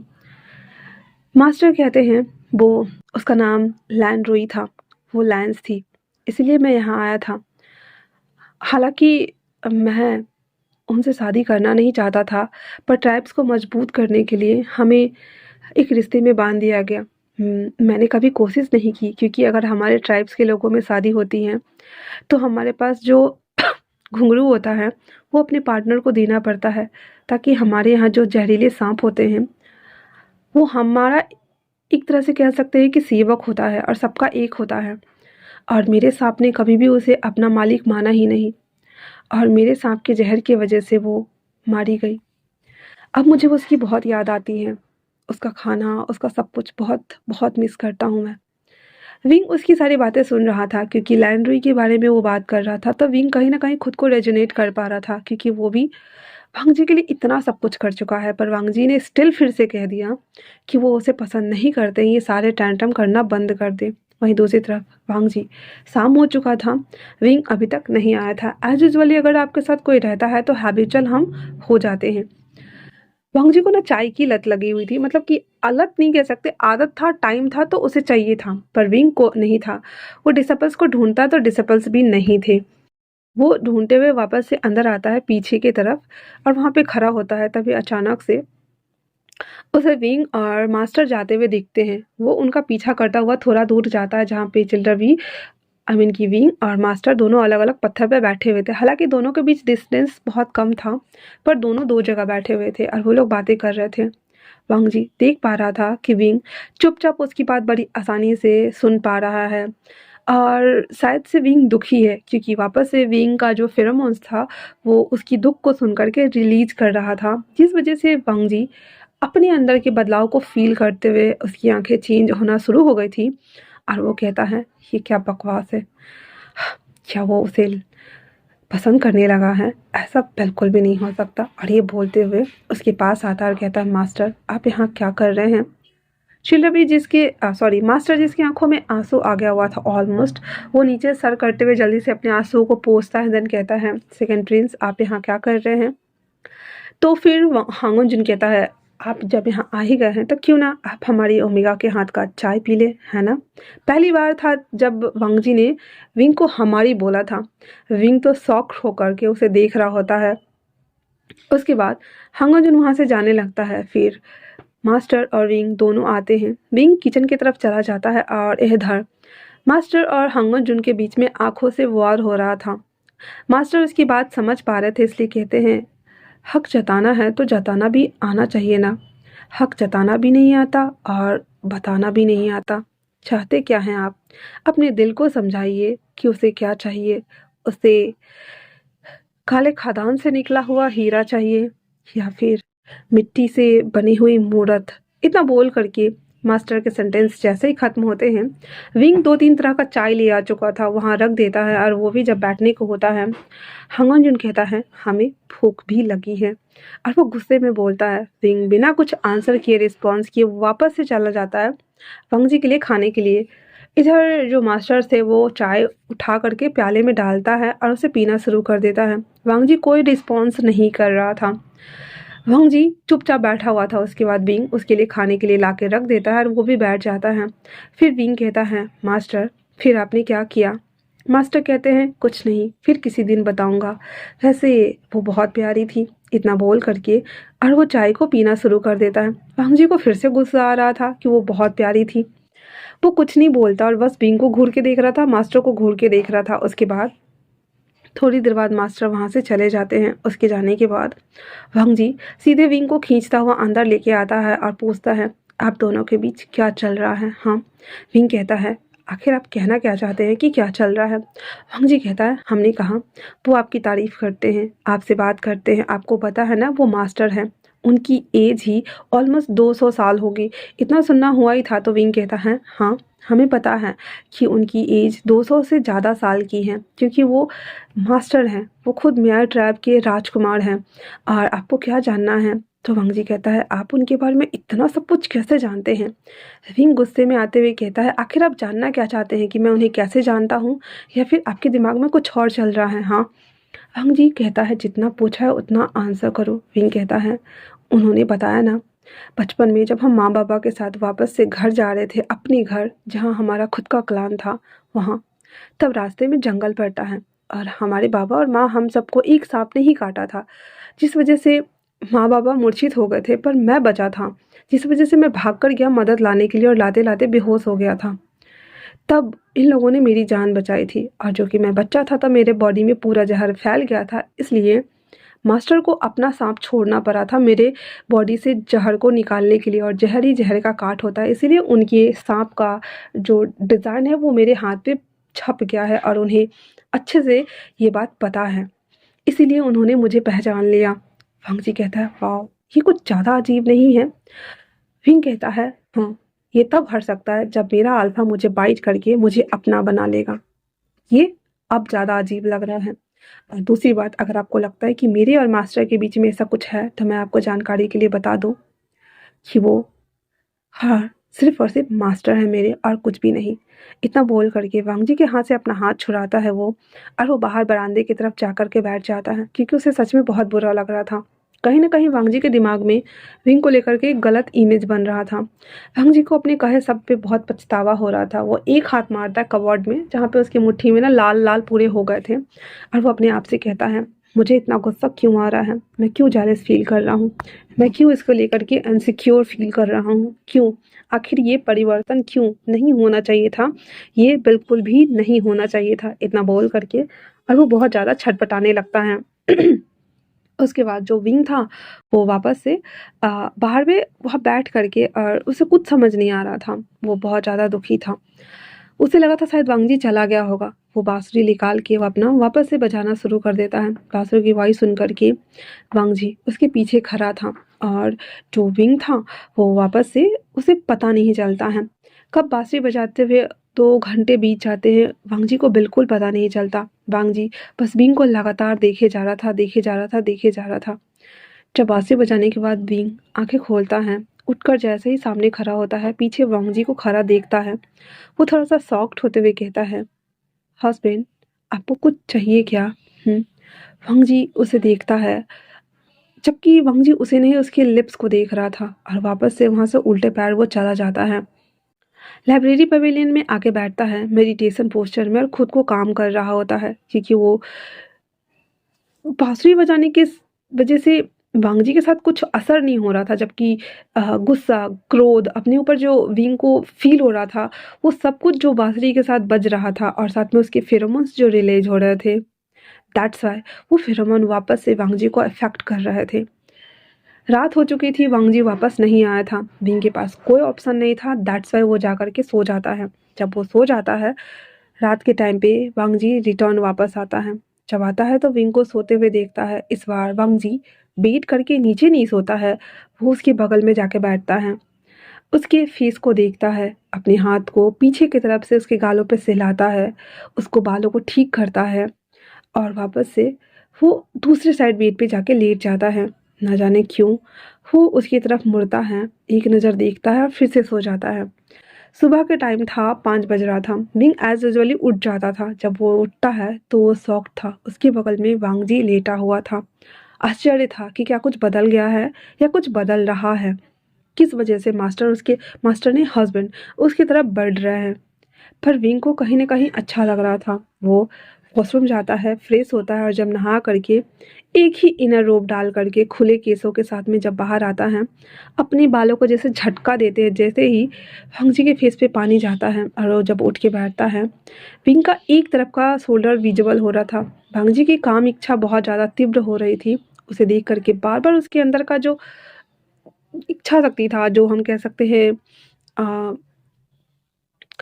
वो हार्ड हो रहा था, अराउज़्ड हो रहा था, वो बहुत ज़्यादा। और वो बस लगातार विंग को देख रहा था। विंग धीरे-धीरे करके अपने ऊपर सारे रोप्स चढ़ाना स्टार्ट करता है और बाँधते जा रहा था। उसके बाद जब वो बालों को ऐसे झटका रहा था, वांग जी सभी चीज़ों को देख रहा था। विंग अपने बालों को ठीक करने के लिए जैसे ही बैठता है, मिरर में वांग जी को देखता है और फटाक से वो खड़ा होते हुए कहता है, "ह हस्बैंड, आपको कुछ चाहिए क्या?" वांग जी धीरे-धीरे करके उठता है, क्योंकि उसकी काम इच्छा उसके ऊपर बहुत ज़्यादा हावी हो रखी थी। उसके करीब आता है। आते ही वो विंग के कमर में हाथ डालता है, डाल करके उसे अपनी ओर करता है। विंग की आईलैशेज़ हिल रही थी, उसके लिप्स हिल रहे थे। उसकी हाथें एक लेफ्ट वांग जी के चेस्ट पे था और वांग जी ने विंग को अपनी तरफ खींचा, उसकी तरफ मोड़ना स्टार्ट किया और करने के साथ ही उसके लिप्स को जैसे ही कैप्चर करने को होता है, तभी डोर पे नॉक होती है और विंग को फटक से वांग जी छोड़ देता है और वॉशरूम चला जाता है। पानी में बैठने के साथ ही वांग जी, जो कि बहुत ज़्यादा हार्ड था, अपने बॉडी को देख पा रहा था। उसकी पूरी बॉडी रिएक्ट कर रही थी और उसे पता है कि उसके साथ क्या हो रहा है। वो अपने आप से कहता है, ऐसा नहीं हो सकता है, ऐसा बिल्कुल भी नहीं हो सकता है। मैं किसी और को पसंद करता हूँ, फिर मेरे दिल में किसी और के लिए जगह कैसे आ सकती है? ये सोचते हुए वो काफ़ी ज़्यादा घबराया हुआ था। उसे लग रहा था कि ये सभी चीज़ें नहीं होना चाहिए और अपने ऊपर उसे काबू रखना चाहिए। ये सारी बातें सोचते हुए वांग जी नहाना शुरू कर देता है, पर अपने आप को शांत करने के लिए उसे लंबा वक़्त चाहिए था। अंदर से आवाज़ आती है जिसे सुनकर उसके कान खड़े हो गए थे, जहाँ पे जो वेंचिंग थी वो विंग के लिए कुछ सामान लेकर के आई थी। वो वहाँ रखते ही कहती है, मास्टर वी, आपको ये पहनना चाहिए क्योंकि आज सभी लोग केआई जाने वाले हैं। वहाँ पे कुछ आयोजन हो रखा है, आपको चलना चाहिए वहाँ। और वैसे भी आज ड्रैगन फेस्टिवल है, तो कहा जाता है कि ड्रैगन फेस्टिवल में अपने अल्फा और ओमेगा पार्टनर्स जब साथ में दिया जलाते हैं और उसे जैसे कैंडल्स जलाते हैं, हवा में छोड़ते हैं, तो उनकी विश पूरी हो जाती हैं। विंग हाँ में सर हिला देता है। उसके बाद वेंजिंग कहती है कि सेकंड प्रिंस कहाँ है? विंग कह देता है कि वो वॉशरूम में है। इतना सुनना हुआ ही था, तो वेंजिंग मुस्कुराते हुए कहती है, क्या आप दोनों के बीच सब कुछ ठीक है? विंग कह देता है, हाँ, सब कुछ ठीक है और मैं खुश हूँ सीचे, आप चिंता ना करें। वेंजिंग को पता है कि वांग जी उसे एक्सेप्ट नहीं कर रहा है, बट फिर भी विंग ने कभी कोई शिकायत नहीं किया था और उसे कहता है, तुम्हारा हस्बैंड थोड़ा-सा कोल्ड है, थोड़ा-सा बर्फ़ के जैसे है, पर हाँ, वो अंदर से बहुत सॉफ्ट है। विंग कहता है, हाँ, मुझे पता है और अपने मन में कहता है, आइस कोल्ड हस्बैंड, ऊपर से जेलस भी। उसे जेलस कितना ज़्यादा होता है, पर वो अपनी बातों को बता नहीं पाते। और अभी वाला सीन सोचकर विंग के फेस पे स्माइल था। वेंजिंग कहती है, क्या कुछ हुआ है? विंग कहता है, नहीं तो। इतना बोल करके और वो चुप हो जाता है। वेंचिंग कहती है, मुझे अच्छा लगा आपके चेहरे पे स्माइल देखकर। फिर कहती है, आप रेडी हो जाइए, साथ में हम सब चलेंगे। फिर वेंचिंग वहाँ से चली जाती है। उसके जाने के बाद विंग उस सारे ड्रेसेस को देखता है। हालांकि वो थोड़े ड्रेसेस से अलग थे। वो पूरा रेड तो नहीं कह सकते, रेड पे गोल्डन का वर्क किया हुआ था ताकि पता चल सके कि न्यूली बेडेड है, और काफ़ी सुंदर डिज़ाइंस करे गए थे। सब पे अलग अलग गोटेदार वर्क करा गया था। विंग देखता है कि वांग जी नहा रहा है, तो वो अपने रोब्स उतार करके चेंज करता है और अपने आप को सजाना शुरू करता है। उसने बहुत अच्छा सा हेयर स्टाइल बनाया था, आगे से लेकर पीछे तक। थोड़ा सा मेकअप अप्लाई किया था और उसने वो ड्रेस वेयर किया था। वांग जी जब नहा कर बाहर आता है, विंग को देखता है और वो देखते ही रह जाता है। उसकी आंखों में विंग के लिए एक अलग ही इमेज थी। विंग लाल जोड़े में किसी दुल्हन और परी से कम नहीं लग रहा था। जिस दिन जब शादी हुई थी और विंग को उसने देखा था गुस्से में, उसके बाद से अभी के दिन में विंग और भी ज़्यादा खूबसूरत खूबसूरत होता जा रहा था। विंग उसे देखता है और शर्मा करके दूसरी तरफ मुंह कर लेता है। वांग जी को ये बिल्कुल पसंद नहीं आया, बट फिर भी वो अपने सारे कपड़े उतारता है और पहनना शुरू कर देता है। विंग उस तरफ मुड़े मुड़े ही कहता है, सीजे ने कहा है हमें कई टाउन चलना है, ड्रैगन फेस्टिवल है और कैंडल्स जलाने हैं, तो आप तैयार हो जाइए, हम सब कई टाउन के लिए निकलेंगे। इतना बोल विंग बाहर जाने लगता है। उसकी कमर में ना घुंघरू टाइप्स के ज्वेलरी बंधे हुए थे, हाथ में भी और बालों में भी उसने वैसा ही एसेसरीज डाला हुआ था जो कि लॉन्ग हेयर तक था। वांग जी उस सारे घुंघरू को सुनता है ना, वो अजीब से सम्मोहन टाइप्स का था, जैसे कि फंस रहा था उसमें वो। और वो अपनी आईज को बंद करते हुए वापस से कपड़े वेयर करना स्टार्ट कर देता है। वहीं दूसरी तरफ विंग जब बाहर आता है तो बाहर आते ही मियाओ ट्रैप के मास्टर उसे मिल जाते हैं। जैसे वांग जी सॉरी विंग जब उन्हें देखता है तो ग्रीट करता है और वो दोनों आंगन में खड़े थे। मास्टर उसे देखते हुए कहता है, आज तुम कुछ ज़्यादा ही खूबसूरत लग रहे हो विंग। विंग कहता है, क्या मास्टर आप भी। वो कहता है, ये अच्छा मौका है अपने जेलिस अल्फा हस्बैंड को अपने पास बुलाने का। वैसे मैं तुम्हारी मदद कर सकता हूँ अगर तुम चाहो तो। विंग कहता है, नहीं, अगर मेरा प्यार सच्चा होगा तो उन्हें आना ही होगा, और अगर नहीं होगा तो शायद वो कभी नहीं आएंगे। मास्टर कहते हैं, कहीं ऐसा ना हो कि उसे खोकर एहसास हो कि उसने क्या खोया है। और इतना बोल करके कहता है, तो चले हम। तो कहता है, आप चल रहे हैं। कहता, मुझे जहाँ तक पता है वो नहीं जाएगा। इतना बोल करके वो विंग को शोल्डर से पकड़ता है एंड देन उसे लेके जाने लगता है। विंग कहता है, मास्टर ये आप क्या कर रहे हैं।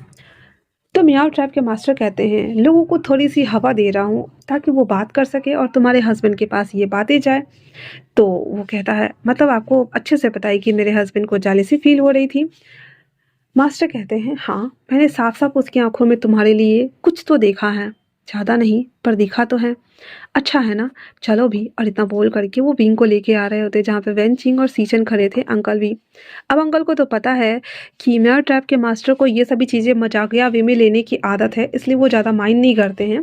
पर सीचन को बिल्कुल अच्छा नहीं लग रहा था, क्योंकि उन्हें पता है कि एक अल्फा के लिए उसका ओमेगा कितना प्रीसियस होता है। अगर उसकी जगह पर वेंचिंग होती तो शायद सीचन उनसे लड़ जाते। वेंचिंग अपने हस्बैंड के गुस्से को देखती है तो उनके हाथों को पकड़ते हुए कहती है, हस्बैंड, वो उनके मास्टर हैं, वैसे भी वो मास्टर वे को पहचानते हैं, आप जानते हैं ना। सीचन कहता है, फिर भी उन्हें ये हरकतें तो बिल्कुल नहीं करनी चाहिए, तुम्हें पता है। वांग जी बहुत जालिस फील करता है। अपनी चीज़ों को वो कभी भी किसी के साथ बांटना या शेयर नहीं करना चाहता, इवन कोई भी क्यों ना हो। अगर उसे ये पता चला तो क्या करेंगे वो। वेंचिंग अपने मन में कहती है, वो मेरी वजह से स्टक है, उससे पहले बाहर तो निकले। उससे क्या करूं मुझे समझ नहीं आता। इतना बोल और वो कुछ नहीं कहती है। वहीं दूसरी तरफ वांग जी जब रेडी होकर के बाहर आता है तो विंग गायब। विंग था ही नहीं। वो चारों तरफ देखता है पर विंग बाहर भी नहीं था। वो चुपचाप से इंपीरियल हॉल की तरफ जाना शुरू कर देता है। जब वो जा रहा होता है तो फिर से डिसिपल्स की बातें सुनता है, जो कि कह रहे थे, मास्टर कितने अच्छे हैं ना, क्या कहें हम। ऐसा लगता है जैसे कि हंग अंजुन ने अपने ओमेगा को छोड़ रखा है, वो हमेशा मास्टर के साथ ही चिपके रहते हैं। आज तो हद ही हो गए, उनके शोल्डर पे हाथ रखा हुआ था और उन्हें अपने साथ लेके जा रहे थे, जैसे कि वो हंग अंजुन के ओमेगा नहीं बल्कि वो उनकी ओमेगा हो। ये सुनना हुआ ही था। वांग जी का तलवार हर मगज में चढ़ा हुआ था। वो चुपचाप गुस्से से ऐसे उन लोगों को क्रॉस करता हुआ तेजी तेजी जाने लगता है। और ये भी एक रूल है कि आप गुसुलैंड में ना भाग सकते हैं ना तेज तेज चल सकते हैं। वो जब तक वहाँ आता तब देखता है कि वेंचिंग और जो विंग था वो मास्टर के साथ में अच्छे से हंस के बातें कर रहे थे और वो लोग आगे बढ़ गए हुए थे। और वांग जी सिर्फ और सिर्फ विंग को देख रहा था।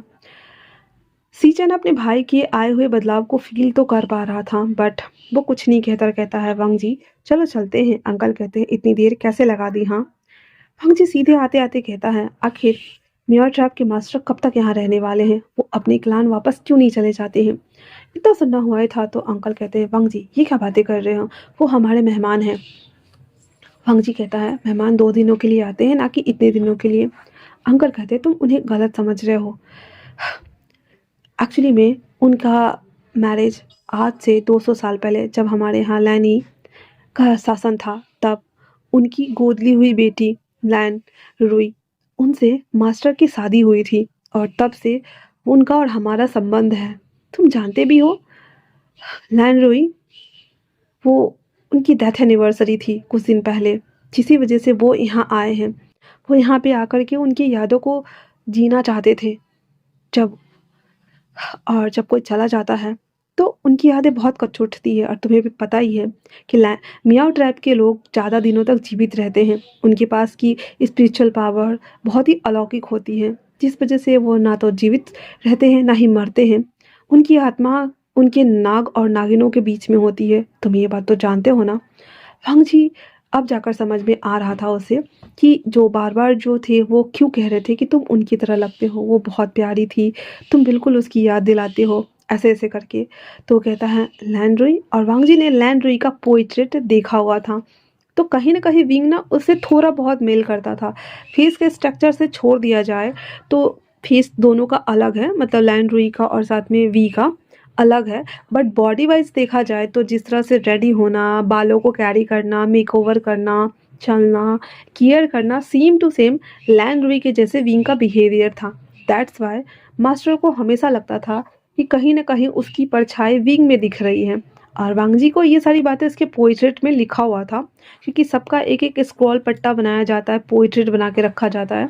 क्योंकि हमारे टाइम की तरह वहाँ पे कैमराज़ और टीवी तो हुआ नहीं करते थे। तो उसने उसमें पढ़ा हुआ था, दैट्स व्हाई। पर वांग जी को ना अभी बहुत ज़्यादा जेलसी फील हो रहा था। सीजन उसको कहते हैं, अब चलें, हम लेट हो रहे हैं। और उसके बाद वो लोग चलना स्टार्ट करते हैं।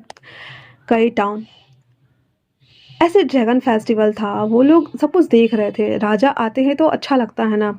तो जो फर्स्ट प्रिंस थे, आई मीन कि लैंस रीचेन, सेकंड प्रिंस वांग जी और अंकल, सबको वहाँ पे ग्रीट किया जाता है, बिठाया जाता है। कुछ प्रदर्शन होना था। साथ में दोनों अपने-अपने कपल्स के साथ में बैठे थे, और लैन किरण अंकल के साथ में मास्टर बैठे हुए थे। उसके बाद वो ड्रैगन फेस्टिवल का आनंद लेते हैं। बहुत सारे लोग लोक नृत्य, कृत्य प्रस्तुत करते हैं, और वो उन सब का आनंद लेते हुए शाम का समय हो जाता है। शाम के टाइम पे उन्हें कैंडल्स जलाना था सभी लोगों को, खाली फील्ड का जगह था और पुल के ऊपर से भी जलाना था। तो वांग जी ऐसे ना बिना कुछ बोले पुल के पास चला जाता है, जो कि एक लकड़े वाला पुल था। उसके बीचों-बीच वो खड़ा होकर के इधर और उधर दोनों का व्यूज़ देखा जा सकता था। वो एक तरफ मुड़ करके नीचे देख रहा था, जहाँ पे विंग और जो वेंचिंग थी वो दोनों कैंडल्स जला रही थी। विंग कहती है, ये मुझसे जल क्यों नहीं रहा? तो वेंचिंग कहती है, सच्चे मन से जलाओ विंग, क्या पता आज तुम्हारा सपना पूरा हो जाए, इतना बोल करके और वो उसे जलाने के लिए कहती है। विंग कहता है, मुझे नहीं लगता कि मेरे हस्बैंड मेरे साथ जलाएंगे, क्या मैं उनसे पूछ के आऊँ? तो वेंचिंग कहती है, मैं बात करके आती हूँ, ठीक है? तो कहता, थैंक यू सीजे। और विंग को पता नहीं है कि वांग जी के दिल में वेंचिंग के लिए कोई फीलिंग्स है, और ना ही वांग जी ने ना ही वेंचिंग ने कभी बताया है। वेंचिंग सीजन उसके कैंडल्स को जला रहे थे, और यहाँ पे विंग और सीजन बचे हुए थे। वेंचिंग ऊपर आती है और आते ही कहती है, सेकंड प्रिंस, इतना बोलकर अपना सर नीचे कर लेती है। वांग जी उसे देखता है और बस देखता ही रह जाता है। वेंचिंग वापस से कहती है, आपको अपनी यादों से बाहर निकलना चाहिए। माना कि यादें अच्छी होती है, पर यादें बस यादें रह जाती हैं। मैं अपने हस्बैंड से, अपने अल्फा से बहुत प्यार करती हूँ, और आपकी जानकारी के लिए बता दूँ कि मैं प्रेग्नेंट हूँ और मैं माँ बनने वाली हूँ। इतना सुनना हुआ ही था तो वांग जी के पैरों तले ज़मीन खिसक जाती है, और वो शॉक्ड होते हुए कहता है, हम आपके लिए एक वक्त तक ठहरे हुए हैं, और आप? फंचिंग कहती है, देखिए, आपने हमें पसंद किया था, हमने कभी नहीं कहा कि हम आपको पसंद करते हैं। ऊपर से हम अपने क्लैन के इकलौती ओमेगा वारिस थे, हमें अपने क्लैन के लिए चुना गया। हमें नहीं पता था कि डेस्टिनी हमें लैन क्लैन लेकर आएगी, और हमने उस वक्त आपकी बस जान बचाई थी, और कुछ भी नहीं। और यहाँ से थोड़ा सा फ्लैशबैक चलते हैं, जब वांग जी अपने कुछ डिसिपल्स के साथ में नाइट हंट के लिए गया हुआ था। वांग जी भटक गया था, जंगल में खो गया था, वो भी एक जालीदार व्हेल की वजह से, जो कि सबको जकड़े हुए था। और वांग जी अपने सारे डिसिपल्स को ढूंढ रहा था, जितने उसके अंडर में थे। एक मास्टर के अंदर में ऑलमोस्ट 50 से 60 डिसिपल्स होते हैं। वो सारे डिसिपल्स को ढूंढते ढूंढते अचानक से वो भी बेहोश हो जाता है। जब उसे होश आता है तो वेंचिंग ने उसका इलाज किया हुआ था, क्योंकि उस व्हेल ने उसे भी जकड़ लिया था। और उस समय वेंचिंग भी अपने क्लैन के लोगों के साथ में वहाँ पे आई हुई थी नाइट हंट के लिए। और नाइट हंट ऑलमोस्ट 3 या 4 महीने में एक बार सभी क्लैन के लोगों द्वारा आयोजित किया जाता था, और वो लोग मॉन्स्टर पकड़ा करते थे। तब वहाँ पे वांग जी की मुलाकात वेंचिंग से होती है और वेंचिंग ने बस उसकी जान बचाई थी, उसे पानी पिलाया था। उस वक़्त वेंचिंग काले लिबास में थी। उसने एक बोल सकते हैं बहुत खूबसूरती के साथ में, जैसे जंगली लड़कियाँ होती हैं ना, वैसे उसने गेटअप्स लिया हुआ था। और वांग जी को उसे देखकर उसकी जान बचाने की वजह से उसने कहा कि एक दिन मैं आपका एहसान ज़रूर चुकाऊँगा। और उसने वांग जी ने खुद से वेंचिंग से वादा कर दिया था, लेकिन जबकि वेंचिंग ने बदले में कुछ नहीं माँगा था। और वेंचिंग उसके बाद अपने लोगों के साथ, अपने डिसिपल्स के साथ वहाँ से चली गई थी। शादी वाले दिन जब सीजन और इसकी शादी होती है तो वेल में रहने की वजह से दुल्हन को तो देखा नहीं जाता है। पर अगले दिन जब इंसिस्टर हॉल में वेंचिंग फर्स्ट टाइम जब अपना वेल हटाती है और वांगजी उसे देखता है तो उसके पैरों तले ज़मीन खिसक गई थी, क्योंकि वो कहीं न कहीं ये सोच रहा था कि उसने उसकी जान बचाई तो इसके ऊपर उसका अधिकार हुआ और वो उसकी रिस्पॉन्सिबिलिटी लेगा और वो अंकल से बात करेगा। लेकिन तब तक यहाँ पे डेस्टिनी ने सारा खेल ही बदल दिया था। वेंजिंग को स्टार्टिंग में लगा था कि उसने वांगजी की जान बचाई है, दैट्स व्हाई वांगजी उसमें ज़्यादा दिलचस्पी ले रहा है। पर वांगजी ने जब अपनी एक बार दिली इच्छा जाहिर की कि वो उसे पसंद करने लगा है, तब से वेंचिंग वांगजी से दूरी बनाने लगी थी, क्योंकि वेंचिंग के दिल में कभी भी वांगजी के लिए कोई जगह था ही नहीं। स्टार्टिंग से लेकर अभी तक वो सिर्फ और सिर्फ सीजन को अपना हस्बैंड मानते आई थी और सीजन के लिए वो लॉयल थी।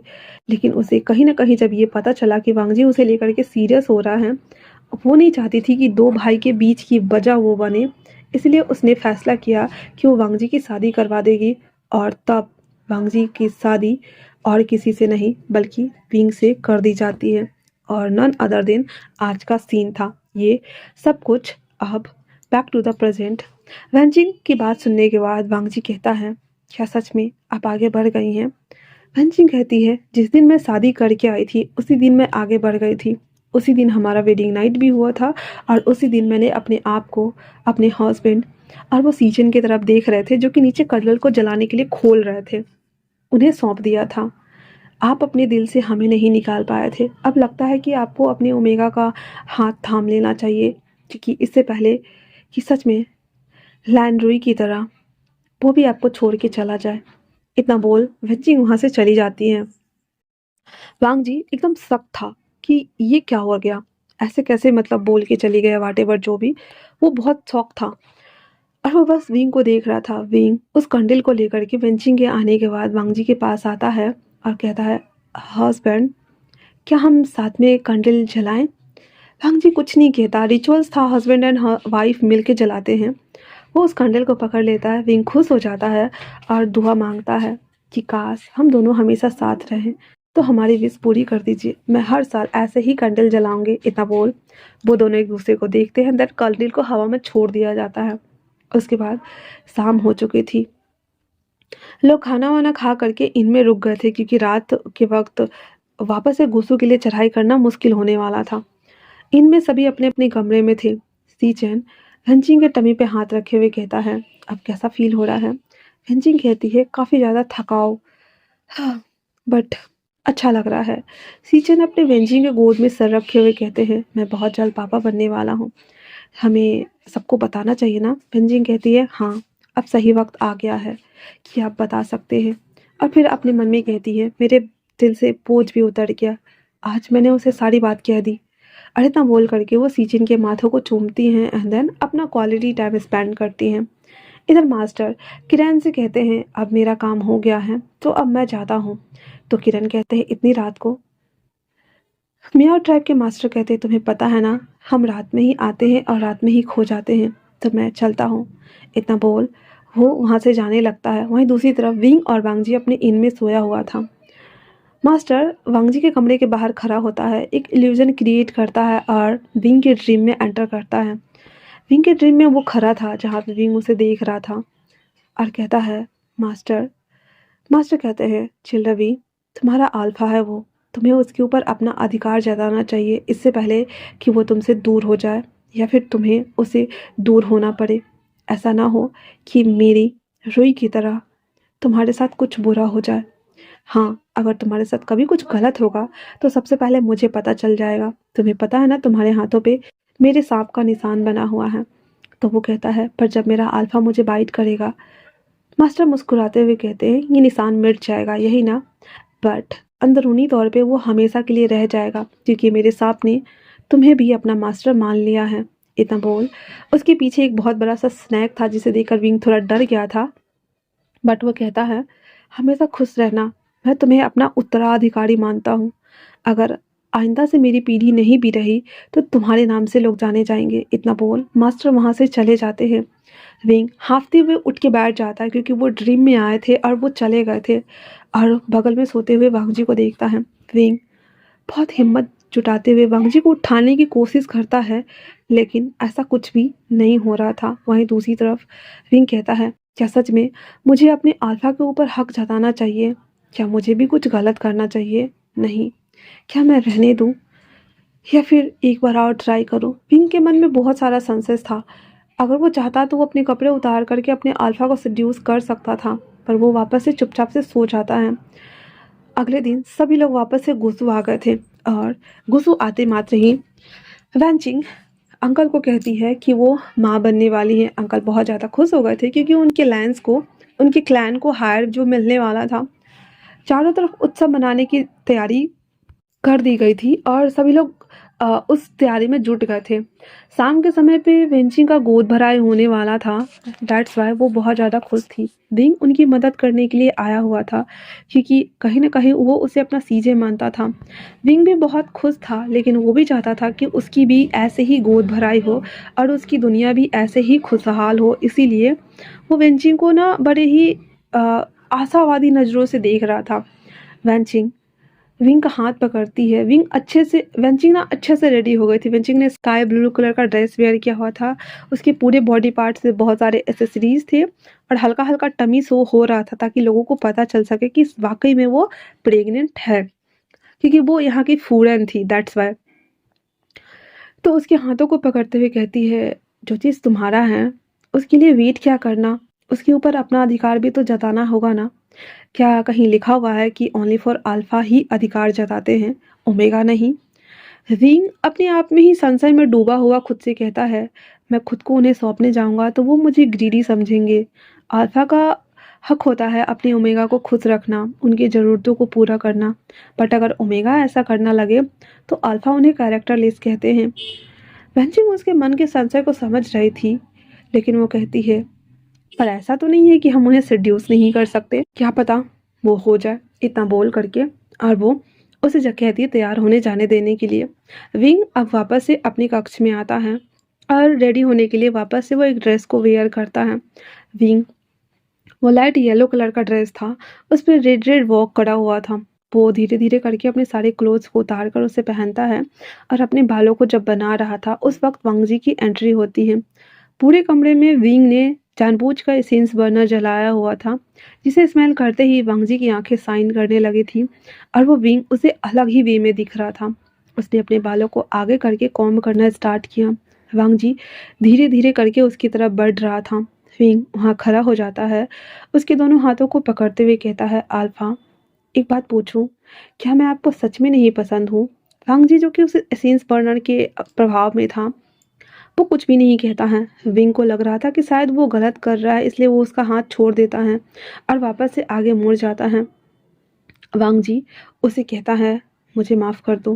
विंग कहता है, किस लिए? वांगजी कहता है, तुम्हें इतने दिन तक तुम्हारे साथ बैडली बिहेव करने के लिए, तुम्हें अपना नाम मानने के लिए।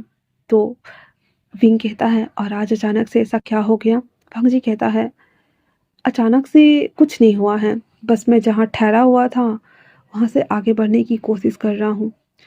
मैं भी खुद को एक चांस देना चाहता हूँ। हालांकि विंग को समझ नहीं आ रहा था कि वांगजी क्या कह रहा है, बट फिर भी वो कहता है, अच्छा ऐसा क्या? कहता है, और इतना बोलकर जब वो उसके पास आने को होता है तो विंग कहता है, क्या आप किसी और को पसंद करते हैं? विंग की बात सुनकर वांगजी संशय में डूबा हुआ था और कहता है, नहीं ऐसा नहीं है, बट हाँ, किसी के प्रति अगर आपका कुछ रह गया हो और आप उसे अपनी रिस्पॉन्सिबिलिटी मानते हैं, तो अगर आप ना उतारे तो कैसा फील होता है? थिंक कहता है, किसी को एडमायर करना, किसी को चाहना, किसी को इनकरेज करना और किसी के प्रति रिस्पॉन्सिबिलिटी लेना, हर चीज़ अलग अलग होती है। अल्फा और ओमेगा सोल बॉन्डेड होते हैं। किसी को एडमायर करना ताकि हम उनके जैसा बन सके और उन्हें अपने जैसा ढालने के लिए, हमें उनके जैसा खुद को ढालने के लिए बहुत मेहनत करनी पड़ती है। किसी को पसंद करना बुरी बात नहीं है, क्योंकि अगर हम किसी को पसंद नहीं करेंगे, हमें पता कैसे चलेगा हमारी फीलिंग कैसी है और किस तरफ जा रही है। बट अगर किसी की रिस्पॉन्सिबल होना किसी के लिए और उसी को पकड़ कर ये कहना कि वो हमारा है, ये गलत है, क्योंकि हम अपने आप से सफ़ेद झूठ कहते हैं। रिस्पॉन्सिबिलिटी लेना एक मायने तक तब तक सही है जब तक कि सामने वाला आपके विरुद्ध ना हो, आपके साथ हो। बट जब आपके सामने वाला आपके साथ भी ना हो, आपके विरुद्ध भी ना हो, फिर वो रिस्पॉन्सिबिलिटी किसी काम की नहीं होती है।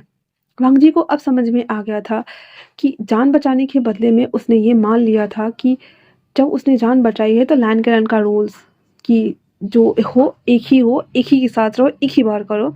तो कहीं न कहीं वांग जी ने अपने दिमाग में ये इल्यूज़न क्रिएट किया हुआ था।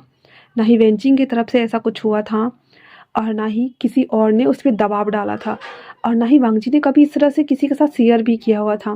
विंग के कथनानुसार वो समझ गया था कि उसने इस माया को खुद से ही रच लिया था कि एक प्यार, एक विवाह, एक साथी, एक सब कुछ, और गलती उसकी थी। दैट्स व्हाई वो विंग को गले लगा लेता है। हालाँकि वो बहुत उदास था और कहता है, "क्या कभी किसी गलती की माफ़ी होती है?" तो विंग कहता है, "लान के लाल में वैसे भी बहुत सारे रूल हैं। अगर आप गलत हैं, तो आपको पश्चाताप करना चाहिए, और अगर सच में आपको लगता है कि आपने ऐसा कुछ किया है, तो उनसे माफ़ी माँग लीजिए, या फिर उन्हें माफ़ कर दीजिए, भूल जाइए, आगे बढ़ जाइए। क्योंकि सच में हमारे जीवन में कोई ना कोई ऐसा शख्स आता है जिसके प्रति हमें वफ़ादार होना पड़ता है, रिस्पॉन्सिबल होना पड़ता है। हम अपनी ज़िम्मेदारी से कभी नहीं भाग सकते।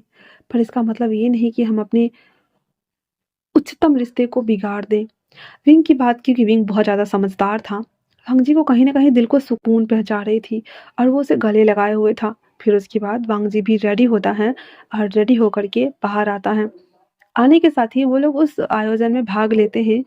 विंग ने ज्वेलरी तैयार करवाया हुआ था और वो लोग उनसे अ, मतलब उनको ज्वेलरी गिफ्ट के तौर पे देते हैं और उन लोगों के साथ क्वालिटी टाइम बिताते हैं।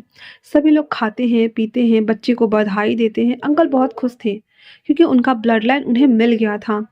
सब लोग बहुत खुश थे। विंग के आँखों में उदासी था और वो चाहता था कि वो भी बेबी बर्थ दे और ऐसा करे, पर उसे पता है कि वांग जी फिलहाल से उतना नहीं सँभला है, बट हाँ, वो सँभल जाएगा। और वो नहीं जानना चाहता कि वांग जी ने इस तरह से ऊटपटांग सवाल क्यों किए। बस उसे इतना पता है कि वांग जी उसका है, दैट्स इट, और वो उसी का रहेगा। वांग जी वेनचिन को सीचन के साथ में खुश होते हुए देखता है और कहता है, "हाँ, मैंने ही अपनी रिस्पॉन्सिबिलिटी को कुछ ज़्यादा ही मान लिया था, क्योंकि अगर वो मुझसे बॉन्डेड होती, तो मेरे साथ होती, ना कि सामने।" और इतना बोल कर के वो विंग को देख रहा था जो सारे बच्चों को छोटे-छोटे मिठाइयाँ शकरकंद के बने आते हैं, चाइना में बहुत चलते हैं। शकरकंद वाली स्टार सेव वाली मिठाई बच्चों को बाँट रहे थे। आयोजन समाप्त हो जाने के बाद सीजन और वांग जी सब अपने कमरे में आ गए हुए थे और वांग जी ने थोड़ा-सा ड्रिंक कर लिया हुआ था।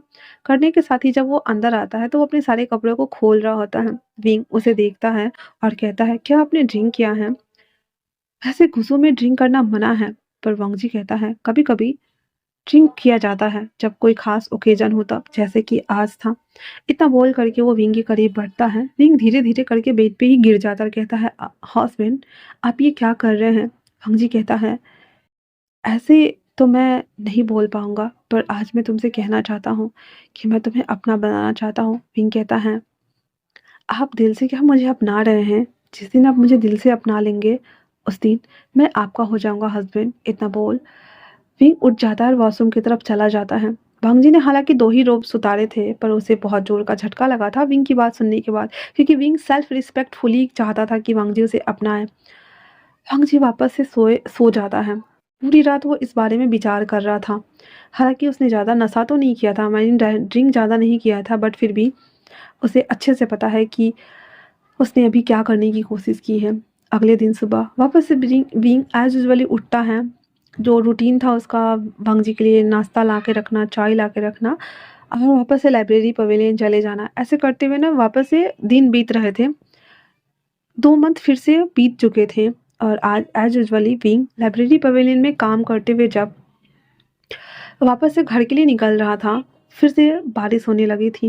विंग कहता है, दोपहर का वक्त हो चुका है, अगर मैं नहीं पहुंचा तो उन्हें खाना नहीं मिलेगा, वो आ गए होंगे अध्यापन करके। इतना बोल करके वो फिर से भागना शुरू करता है और अपने मन में कहता है मैं वापस से 4 स्लाइसेस ले लूँगा, पर मुझे जल्दी जाना होगा। इतना बोल करके वो फिर से भागते हुए अपनी रिस्पॉन्सिबिलिटी, अपनी ड्यूटी पूरी करने के लिए अपनी जिंसी की तरफ आ रहा था। घर के जो गेट होता है, नीचे सीढ़ियाँ होती हैं। सीढ़ी पे चढ़ते हुए जैसे ही वो ऊपर जाता है, तो होता है ना कि ऊपर चढ़ के तो अचानक से स्लिप हो जाते हैं।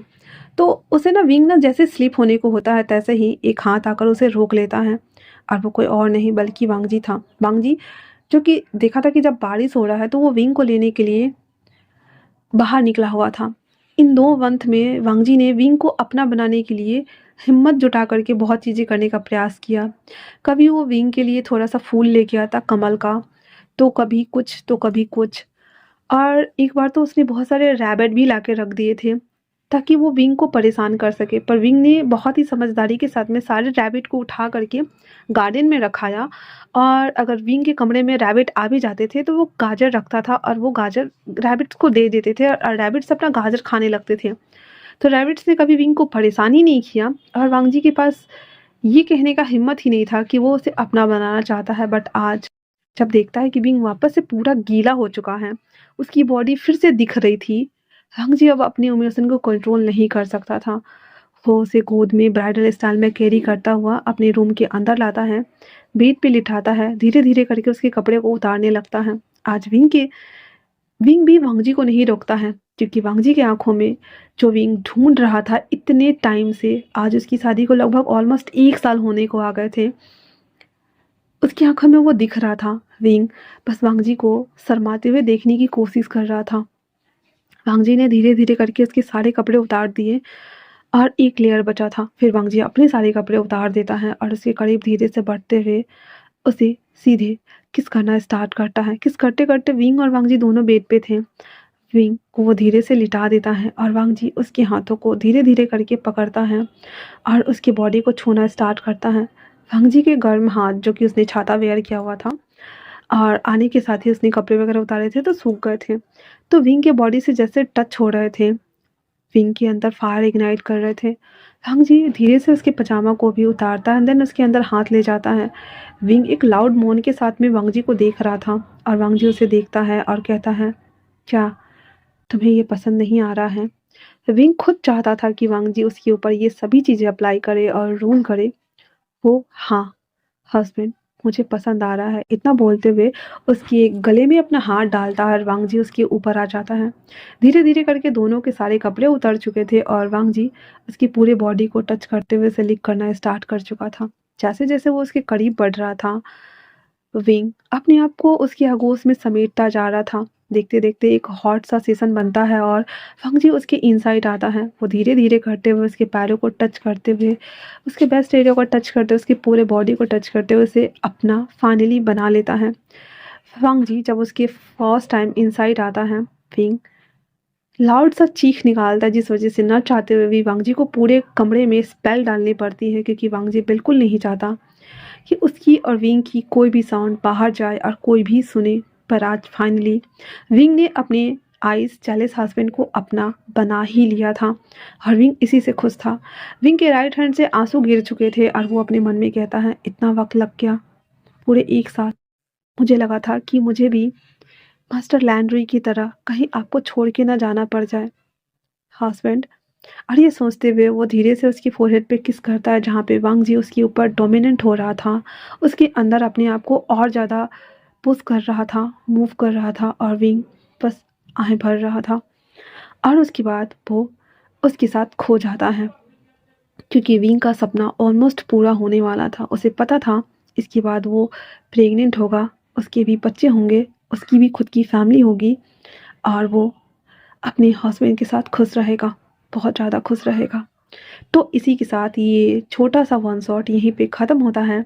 कैसा लगा आप लोगों को मुझे कमेंट्स करके ज़रूर बताइएगा। मिलते हैं नए वन शॉट में, तब तक के लिए थैंक्स फॉर वॉचिंग।